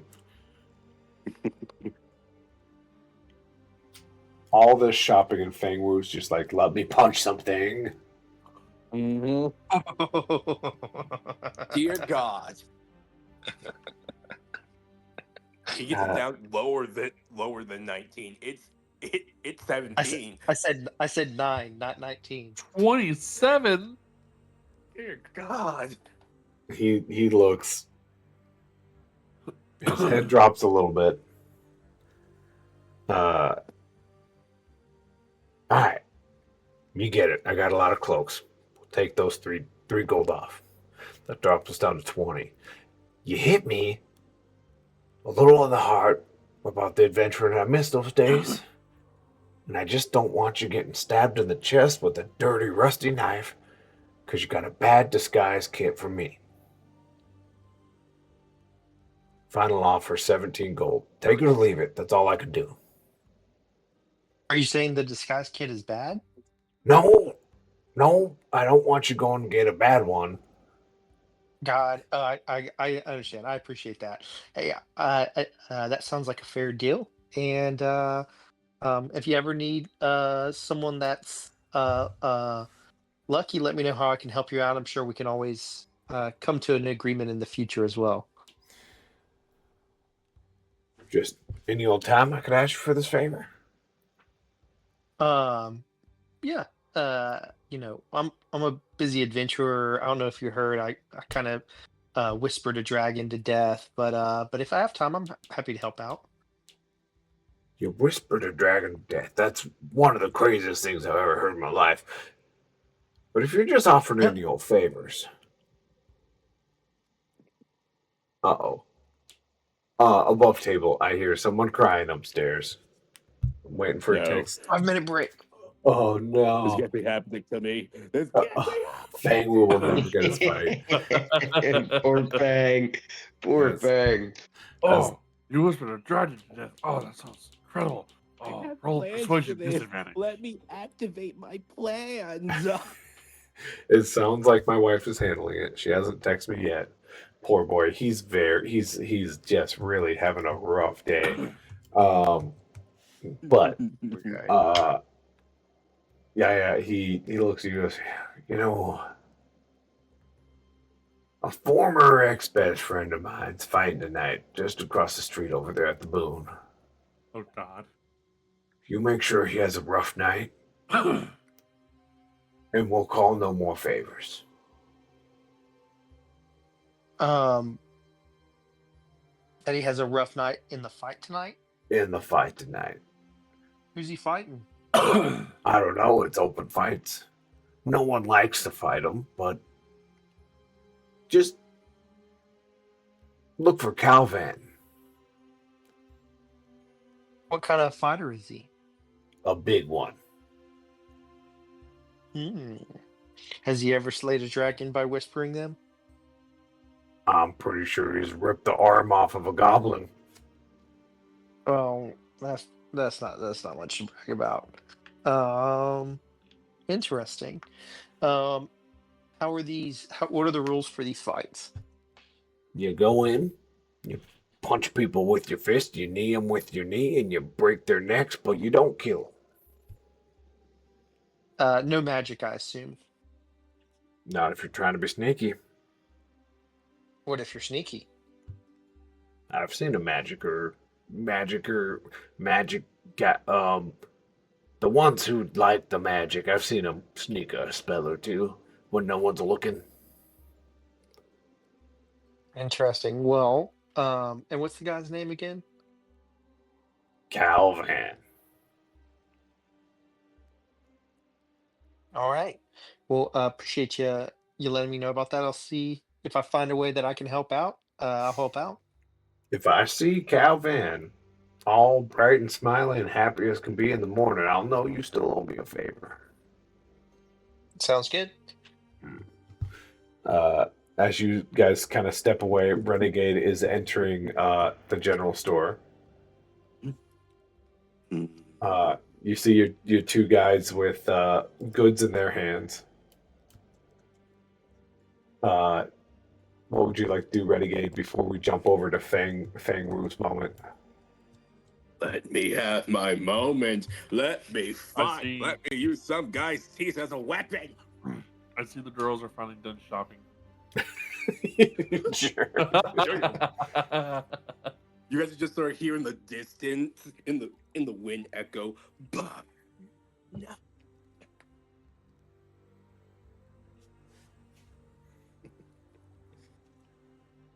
As the winds have called, sick burn. Sick burn. What would you like to do, Renegade? I'm just going into the general goods. Okay. Try and look for a flute. Trying to look for what? A flute? A flute. I want to learn performance, and I would like to do so with a flute he buys. Yeah, for sake of getting Fang Wu his fight before I Sure, potentially of course. have to get ran away. Sure, let's get Fang Wu his fight. Well, I was gonna say you kind of have a very similar interaction. Would Lucky or Storm stay in that store, or would they leave by the time Renegade is shopping? What do you guys think? He'd be Arendor or Storm would be walking out just as Renegade's coming up. He'd wait outside the store, but he'd be waiting for Renegade to come back out. Okay. Cal, that fight that he was talking about tonight, it's not happening right now, correct? He did not tell you exactly when. I Maybe thought he it's said it happening had a right now. rough time tonight. I thought that's what he said. Yeah. I mean, it's tonight. You just don't know exactly when tonight. Let this But it's not shit happening right now. happen. Maybe. Is it happening right now? Maybe. You're not quite sure. You might just have to run over there and find out.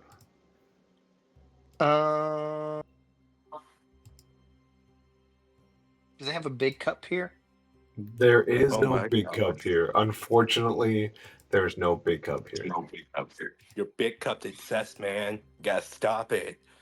It's a good place, and they Um, have a lot of franchises, just not in this dwarven city. mm, Do they have a big cup here? can I get them to fill up beer into my big cup? That would be over at the Hairless Bear. Hairless bear. Yep. Yes. Hold on to that moment for me, so we can jump over to Renegade, so we can get to Fangru. No. Here, Renegade. Fengru, while you're being cut, I got you a little video in the Monster Hunter chat for you to enjoy, to satiate Where is that it? anger. Where is it? Where is it in the chat? Where is it? It's the how it's how the great owls hunt their hidden prey. So anyways, yeah, I'm just gonna go in there, be like, Very educational. hello, I'm looking for flute to practice on my journey. Yeah. They're pretty rare. We don't get them very often, so I guess I hate to do this to a guy because I just rarely ran some guys through but a flute. We don't see him, so 18 gold pieces. 18 gold pieces for a flute. Yeah, because, the flute, it's so rare. You get a lot of them, so. I don't think it's that expensive. If you said you get a lot of them. No, you get a lot from time to time, and then and he's like looking at the floor. He looks at you. Roll me an intimidation because he just got handled by Lucky. He's looking for a win here, and he swung for the fences. 9. Dude, I am so sorry, Renegade. You're having a rough time. He goes, Dear God. he looks up. He goes, I was a little expensive. 12. I'm gonna be honest. I'll swingle in you. How about 12? How about 10? We call it even. 10. And with a dagger. If you buy this cloak off me, we'll make it 11. Matt, what does the cloak do? Is it just a standard cloak? It is a cloak with a hood, sir. It's good. Is there anything else that is of relative value? As far as you know, it is a cloak with a hood.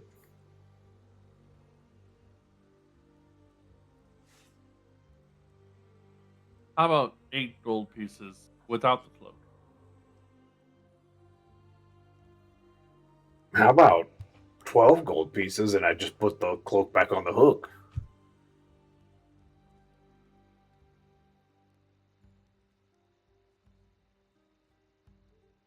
Renegade King just gently leans in towards him.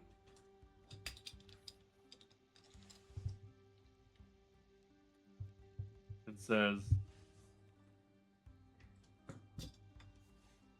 8 gold pieces, and other people can be happy with a reputable dealer and not find out he's selling shoddy stuff. 8 if you can play a tune on it that I give a shit about. And he hands it over to you. Okay, time for me to roll my first performance check. Yeah, there you go. You're the guy. So,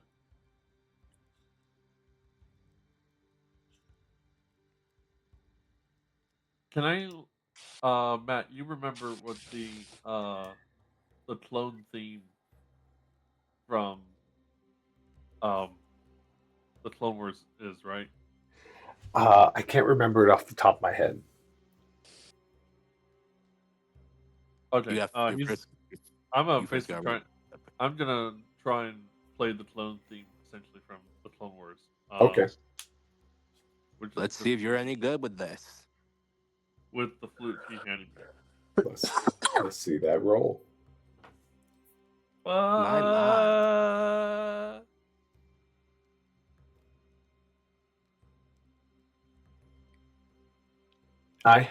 Is Can I roll again? is D&D Beyond fully against you? It is tonight. It is He very much against me tonight. he looks at you. His head drops down. I don't think I want that back.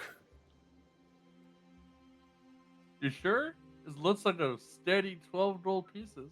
There's a full-blown loogie on the side of it. How did you even do that?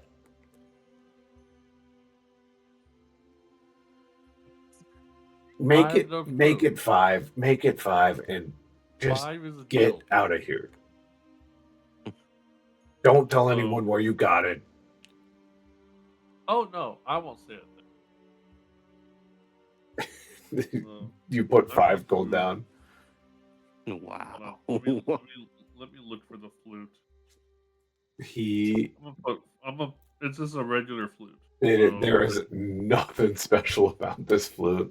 Yeah, I know. I'm just going to add in one item: flute, legacy, gear, because I don't trust the new stuff. And then I'm going to. Where's my total currency? I'm going to. It was 5 gold. Okay. I'm going to remove it.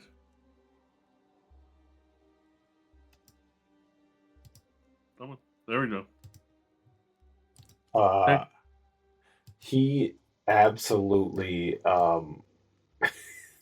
he checks every single gold piece you just put down. DM, is it finally time? We do jump over to the boon. I basically go out of the store and I follow Lucky and Arendor wherever they go next. Absolutely. I'm assuming they're heading over to the fight. That's a good question. Let's delay this even more. I'm pleading the by the way. Lucky and Storm, where are you guys going? Please go to the place, guys. With me. Having gone shopping, and it's been a minute since we've seen Thang head into can't remember the name of the place, but since we saw Thang head in the building he went in, Arendor is gonna start making his way over there, make sure he's all right and he hasn't gotten himself into too much trouble, because Arendor's getting the impression this is a chaotic bunch. Absolutely. And as you guys kind of walk in, you guys see Fang in the arena, looking up at this Goliath of a monster, balding, but he refuses to let that stop him as his hair just drops down to his shoulders, and he looks at you, cracks his knuckle, even breaks his pinky, looks down and damn it, and he fixes it. I'm gonna crush your fingers and your spine, and you won't fly anymore. I won't fly anymore. You just said that shit to me. You mean that shit for real? Yeah, I said those things to hurt your feelings. And the voice does not match the body, even a lick. Okay. As Fang takes this down in his mind, I'm gonna break this guy's fucking jaw. I'm gonna use his teeth as weapons, he says in his mind. I'm gonna break his effing hand. As the old dwarf kind of steps in the middle of the ring and goes, "Now there's no fighting. No, Dad. There's no killing. Fight all you want. That's what we're here for. Winner gets one free gold piece out of my pocket. And then whatever people are betting on, you can know. How about we just go ahead and start a fight?" Yeah, as my also DM, my character would bet on himself. Absolutely. How much coin do you want to put down? How much coin he's gonna go down? He's going to put 100 gold coins on himself winning. Okay, go ahead and remove Even if he loses, it 100. leaves him. Can we bet too or no? Yeah, you guys are probably getting there just at betting time. Okay. I look at like basically in there and look at I like how I'm just delaying him further. I want to see him in the ring. I see him in the ring. I see him facing this big guy with a tiny voice, and I just have to crack a smile and tell him, "Go, this ought to be interesting." And I look at someone, I'm like, "Hey, I bet 3 gold on the bird winning." And you see Sort of Fang just put down 100 gold, I win. Yeah, no one's gonna beat Calvin. No Renegade, chance. watch And my money. 3 gold from Ren. Okay. So I'm going to stand by the 100 pieces of gold. Such. Okay. To make sure no one touches it. Everyone put your bets in the pot.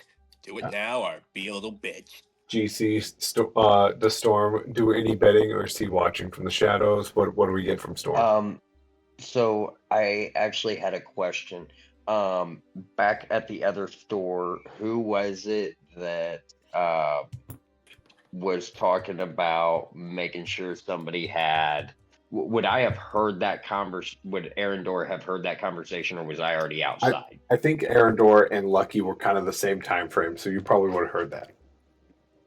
Okay. I'm gonna walk up to Fang and just kind of tell him that he better lay the hurt down if he's gonna step in the ring, and that I don't want to be picking him up when it's all said and done. Oh, don't And worry. then I'll turn and walk away. I'll fight. I'll fight Okay. real well. And Lucky, what are you doing?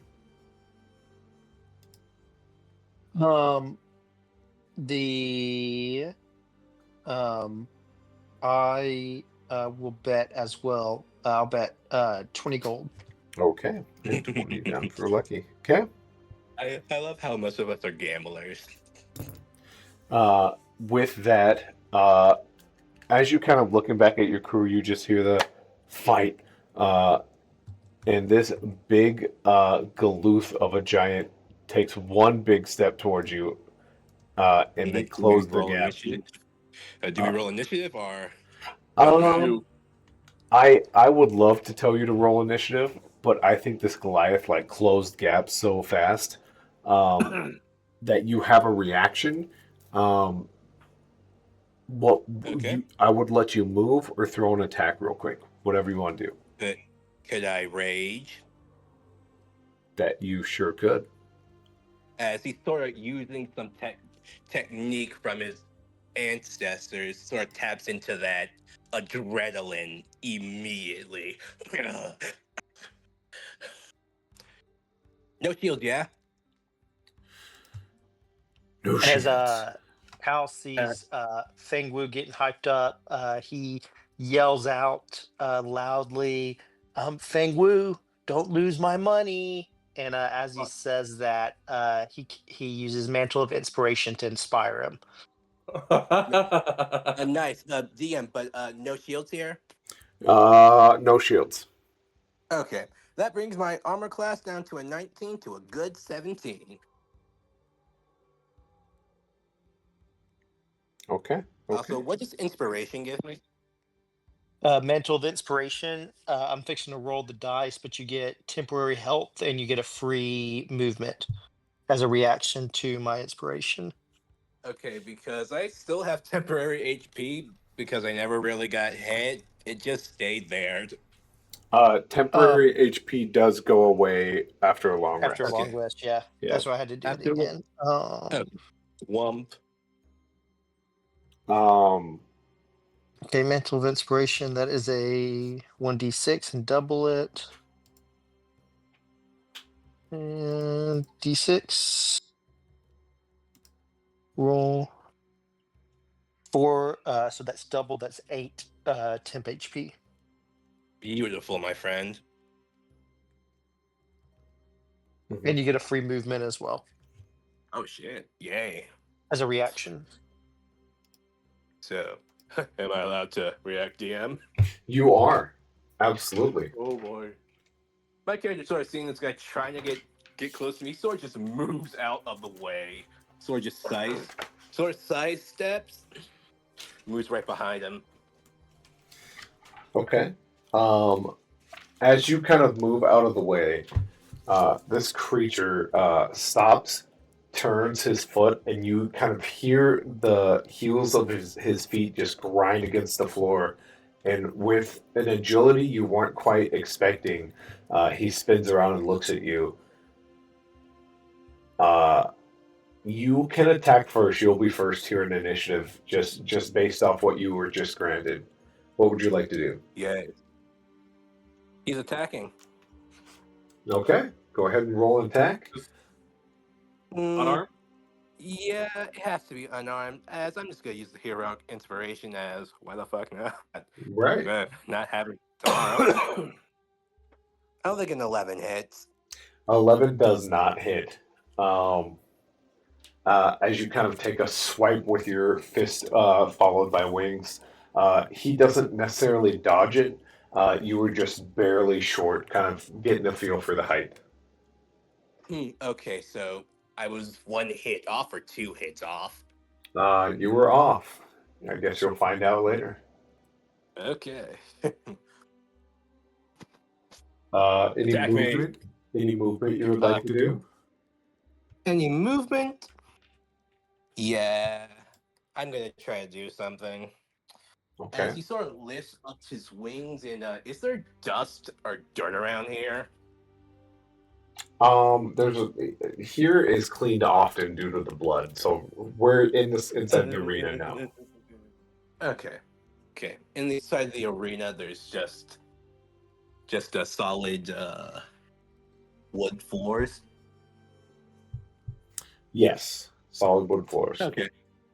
Okay. As he's sort of gonna go up with his wings, he sort of goes up 20 feet. So as you kind of go away, he is going to use an opportunity of attack just to grab your foot. Yep, I knew that was coming. Yep. So let's fall. Also, I did just hear someone yell "Daddy" upstairs, which is not great for Fang Wu, and I'm so sorry, Fang Wu. Why do you do this to me? Blame the small creature who's a little bit sick, but he does have a +4 to this. Wait a minute. That's literally. I think that's the same as me. Yeah, we have the same. I think an unarmed attack. That would be a 23. Yep, that would hit. He's going to grab you. As you fly away, he is going to use his legendary action of Slam, and he is going to attempt to put you through the floor here. Mm-hmm. Loop, +4 here. Wait. That was wrong. Do I roll anything? Oh, no, you're getting absolutely slammed. I'm so sorry. Okay. This is not going to feel great. Ow. Yeah, it's +3. +3 to his damage. So seven in total. Okay, So that's half. Oop. as you fly up, he like pulls your leg down, catches you, and just like tilts forward. And there's a big owl-like indent on the floor. You just see my character just rise up like nothing happened. Mm-hmm. As let me divide this by 2. Do you go down or just up? We did decide down last session. Okay, because that would be 3.2. The next that would be 2 damage, Okay. So just be as the temporary HP is still up. Okay. Absolutely. And if his turn, or he's still got some shit to do. It would technically be his turn. That was just his reaction. Nice. Oh hey look, Star just joined. Hilarious. What's up, brother? Hi, Star. For his turn, he is going to do an unarmed strike against you. Not a strength grab, so he is going to just throw a big ol' hammer fist down on you. He gets a plus 5 to this. 10 in total. That does not hit, I believe. Nope. As his fist kind of comes down. Sword just weaves out the way for that one. Mm-hmm. And it just kind of cracks into the wood, and like splinters come up, and you see Calvan's face just like get more red, and his eyes are getting bigger and bigger. But it's your turn. As my character's going to aim straight for his eye. Absolutely. Wait, that was the wrong thing. That was longbow damage. Don't worry about that. Sure. And just pull out the longbow and start shooting. But Yeah. That's a 23 to hit him straight in his eye. 23 hits. 23 hits. Go ahead and roll damage. Let's figure out how bad this was. It's just 3 damage, but would you say with the rage, could I increase that? Yeah, rage increases your damage. Okay, yay, because that would just turn to a normal 5 damage. Okay. Just as your fist kind of goes across, you can see it has like already punctured a chunk of his cheek. He looks at you and he goes, my character doesn't care, as he then makes bonus action surge. Mm-hmm. Well, not really bonus action. It's a special action, so I can just action surge. So yeah, wham, and that's a fucking crit. Son of a bitch! Like he's aiming for the same eye again. Going for the second eye. Go ahead. It would just be 3 damage, but the next I would turn to 5 thanks to the rage damage. Can I times that 5 by 2? You can times everything except for everything that gets added on. Okay, because the next, let me see. Okay, wait. So the next times that 3 by 2, that would be 6. That would be. Yep. Okay, yes, that would be the 6. Now just add my rage damage. That would be 8 damage. Absolutely. Okay. Hey, Matt. Yes.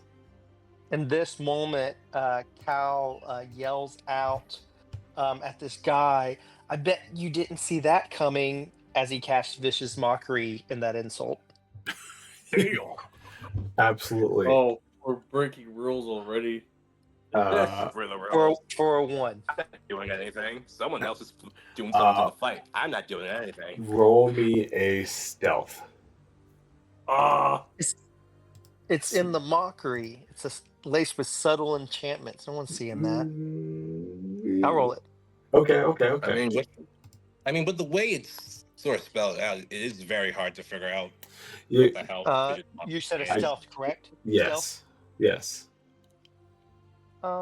Nothing. Just an easy 20. Dirty 20. just a dirty 20 my is all. God.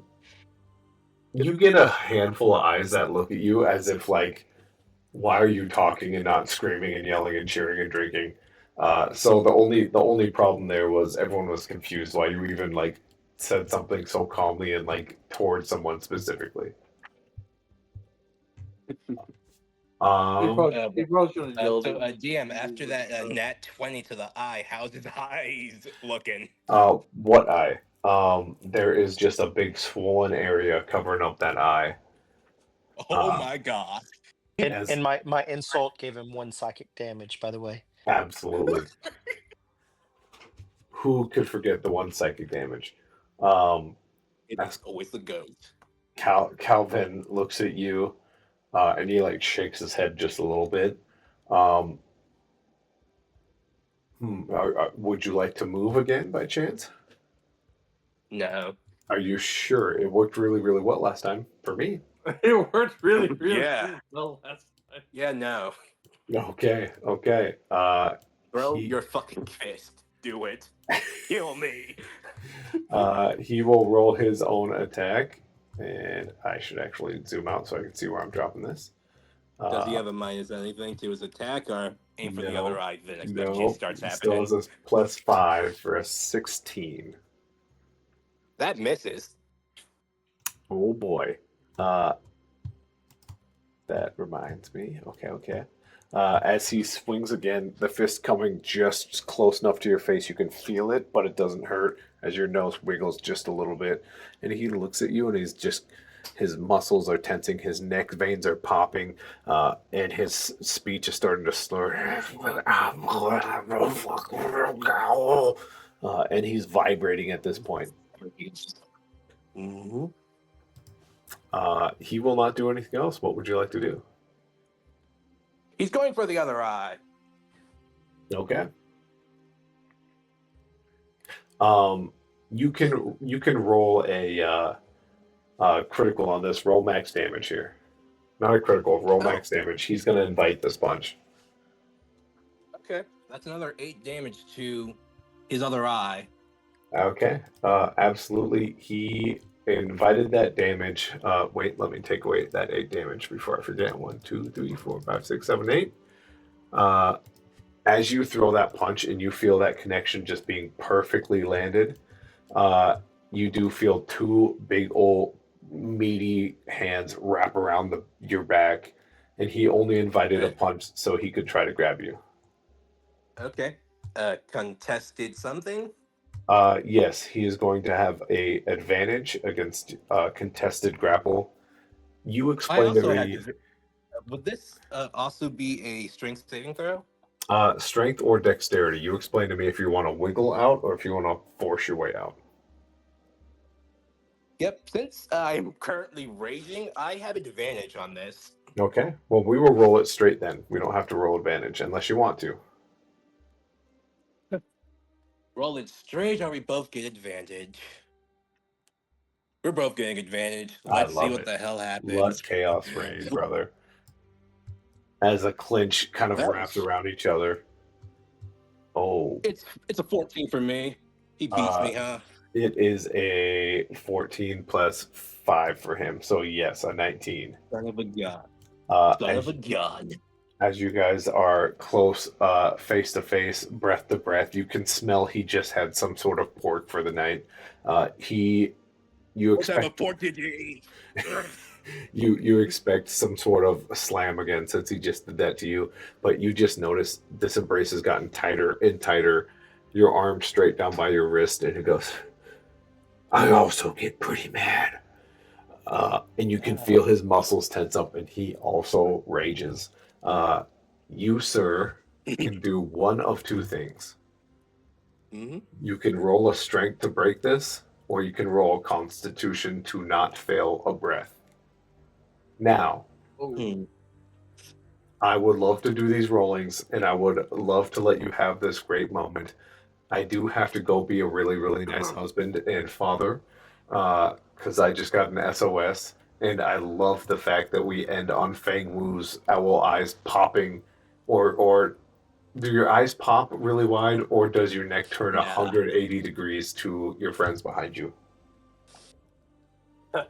My character sort of just turns the neck 180 degrees to their friends. He sort of just smiling.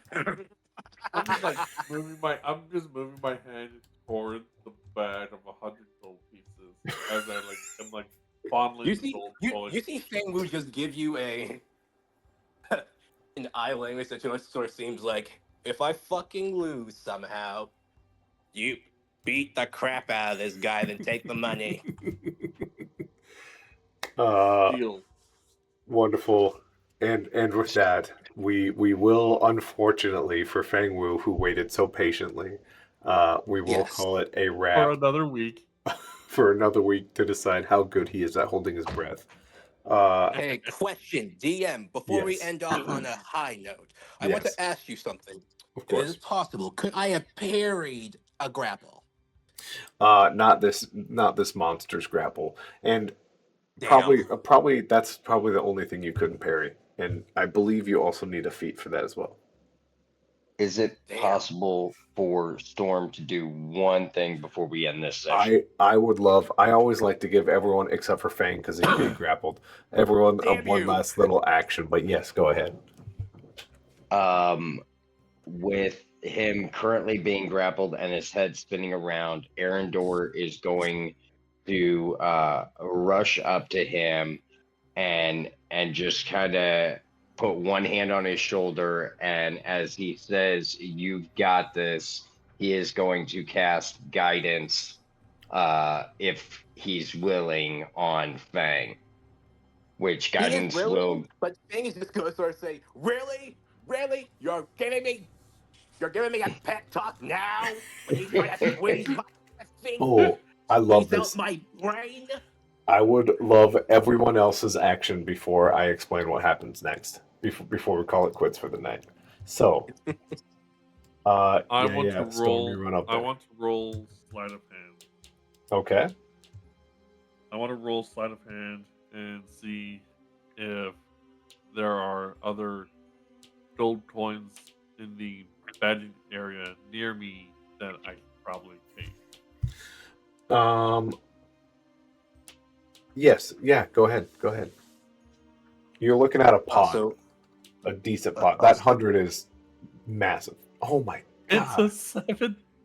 Dude, are you gonna I don't roll like. like 8 nat 20s in a row next time or what? Holy I don't hell. know. I'm rolling all lows tonight. Have you cracked 10 yet? Do you want to give me an advantage? Just Does anyone or have, or at least a once again, reroll? does anyone have an advantage for making an image that they want to give up right now? Going once? I had one. He can take mine. Okay. Renegade? also, DM, also, Yes. DM. What Really size? important question here. How is this guy's eyes looking? The guy's eyes, I sort of just kept punching both His of them. One's super fucked up. The other one just took 8 critical damage straight. How fucked up are his eyes? the other one's a little puffy. So Cal's Okay, giving me one's his. completely fucked. The other one's a little puffy. Yeah. Okay, I'm gonna peck at that eye. Okay. So As Save you that for realize, next I week. still have a beak. Yeah. so Let's jump to Renegade real so quick. Go ahead. Cal's giving me his advantage dice. You said. Yes. Yep. What size is it? D20. Yep. Just straight advantage. Get an extra dice. 2. Don't do it to him, D&D Beyond. What are you doing, you monster? Can I have a Why is reroll? that custom roll? I Roll your sleight of hand check, man. Roll it again. My sleight of hand is +3. I Still. I am so It's sorry. 14. The gods have deemed you unsleight of handable. As you Today, as you yes. go to move the first coin, and it's just kind of quick under your palm. I'm like leaning against it. Yeah. It just pushes it instead. Yeah. You know what? Even worse I than don't. that, you kind of lean against it, and your elbow slips, and now like 4 doors are looking at you.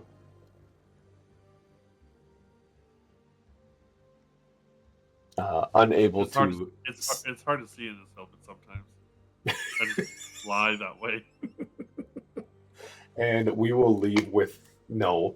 We'll let Lucky tell me what he's doing, and I'll let you know what's happening, and then we'll leave. All right. So Cal pulls out his lute and starts playing a song, and everyone hears, everyone watch Fang Wu fighting. Da, da, da, da, da, da, da, da, da. He is fast as lightning. As I cast inspiration with my song, which gives him a d6 die to use Okay. as he wants. And a Uh, DM, I could use a strength check the moment we get back. I could try to use my strength check to get out of this situation. okay. Uh, just to set the table right, uh, what's your Constitution modifier? Me? Yes. Constitution saving throw? Modifier. Modifier? It's a +4. Okay. Okay. I'm gonna give you 4 rounds before you start to black out. Technically, technically the rules say 4 minutes, but that's insane. They're wrong. You get 4 rounds. So failing that strength check is an automatic fail. Just so you're aware. But we'll jump to that next week. As Storm has reached out and touched your shoulder, more and more dwarfs, in fact, one big one steps into the ring, and he goes, he looks at you, Storm, and goes, "Another fighter. You know what they say. Enter the arena, fight." And he cracks his knuckles just like the other one did before. And now we have 4 people in this fighting ring. Storm, as you look over, and a burly dwarf who was just waiting for the opportunity has stepped in. Wow. Pull W- out the arrow and start shooting him because you never agreed to fight, man. with Lucky that, you. that's all we. In fact, I'm going to save this game real quick so I don't forget what just happened. Yeah, never forget Oop. this. Never forget this. And with that, does anyone have anything they would love to say before we go out? As my character sort of turns back to this guy choking him, normally this would be a bad situation for a lot of people. But you brought a bird really close up to your eye. I hope you realize that. And I have a beak. I love it. And with that, episode 5 of Monster Hunters is officially over. Thank you guys for being around. Uh, I appreciate it. I'm sorry we had to cut maybe an hour short, but yeah, I got the text. I got to go be a good husband. I will catch everyone later, and thank you all for listening. We'll see you next Saturday.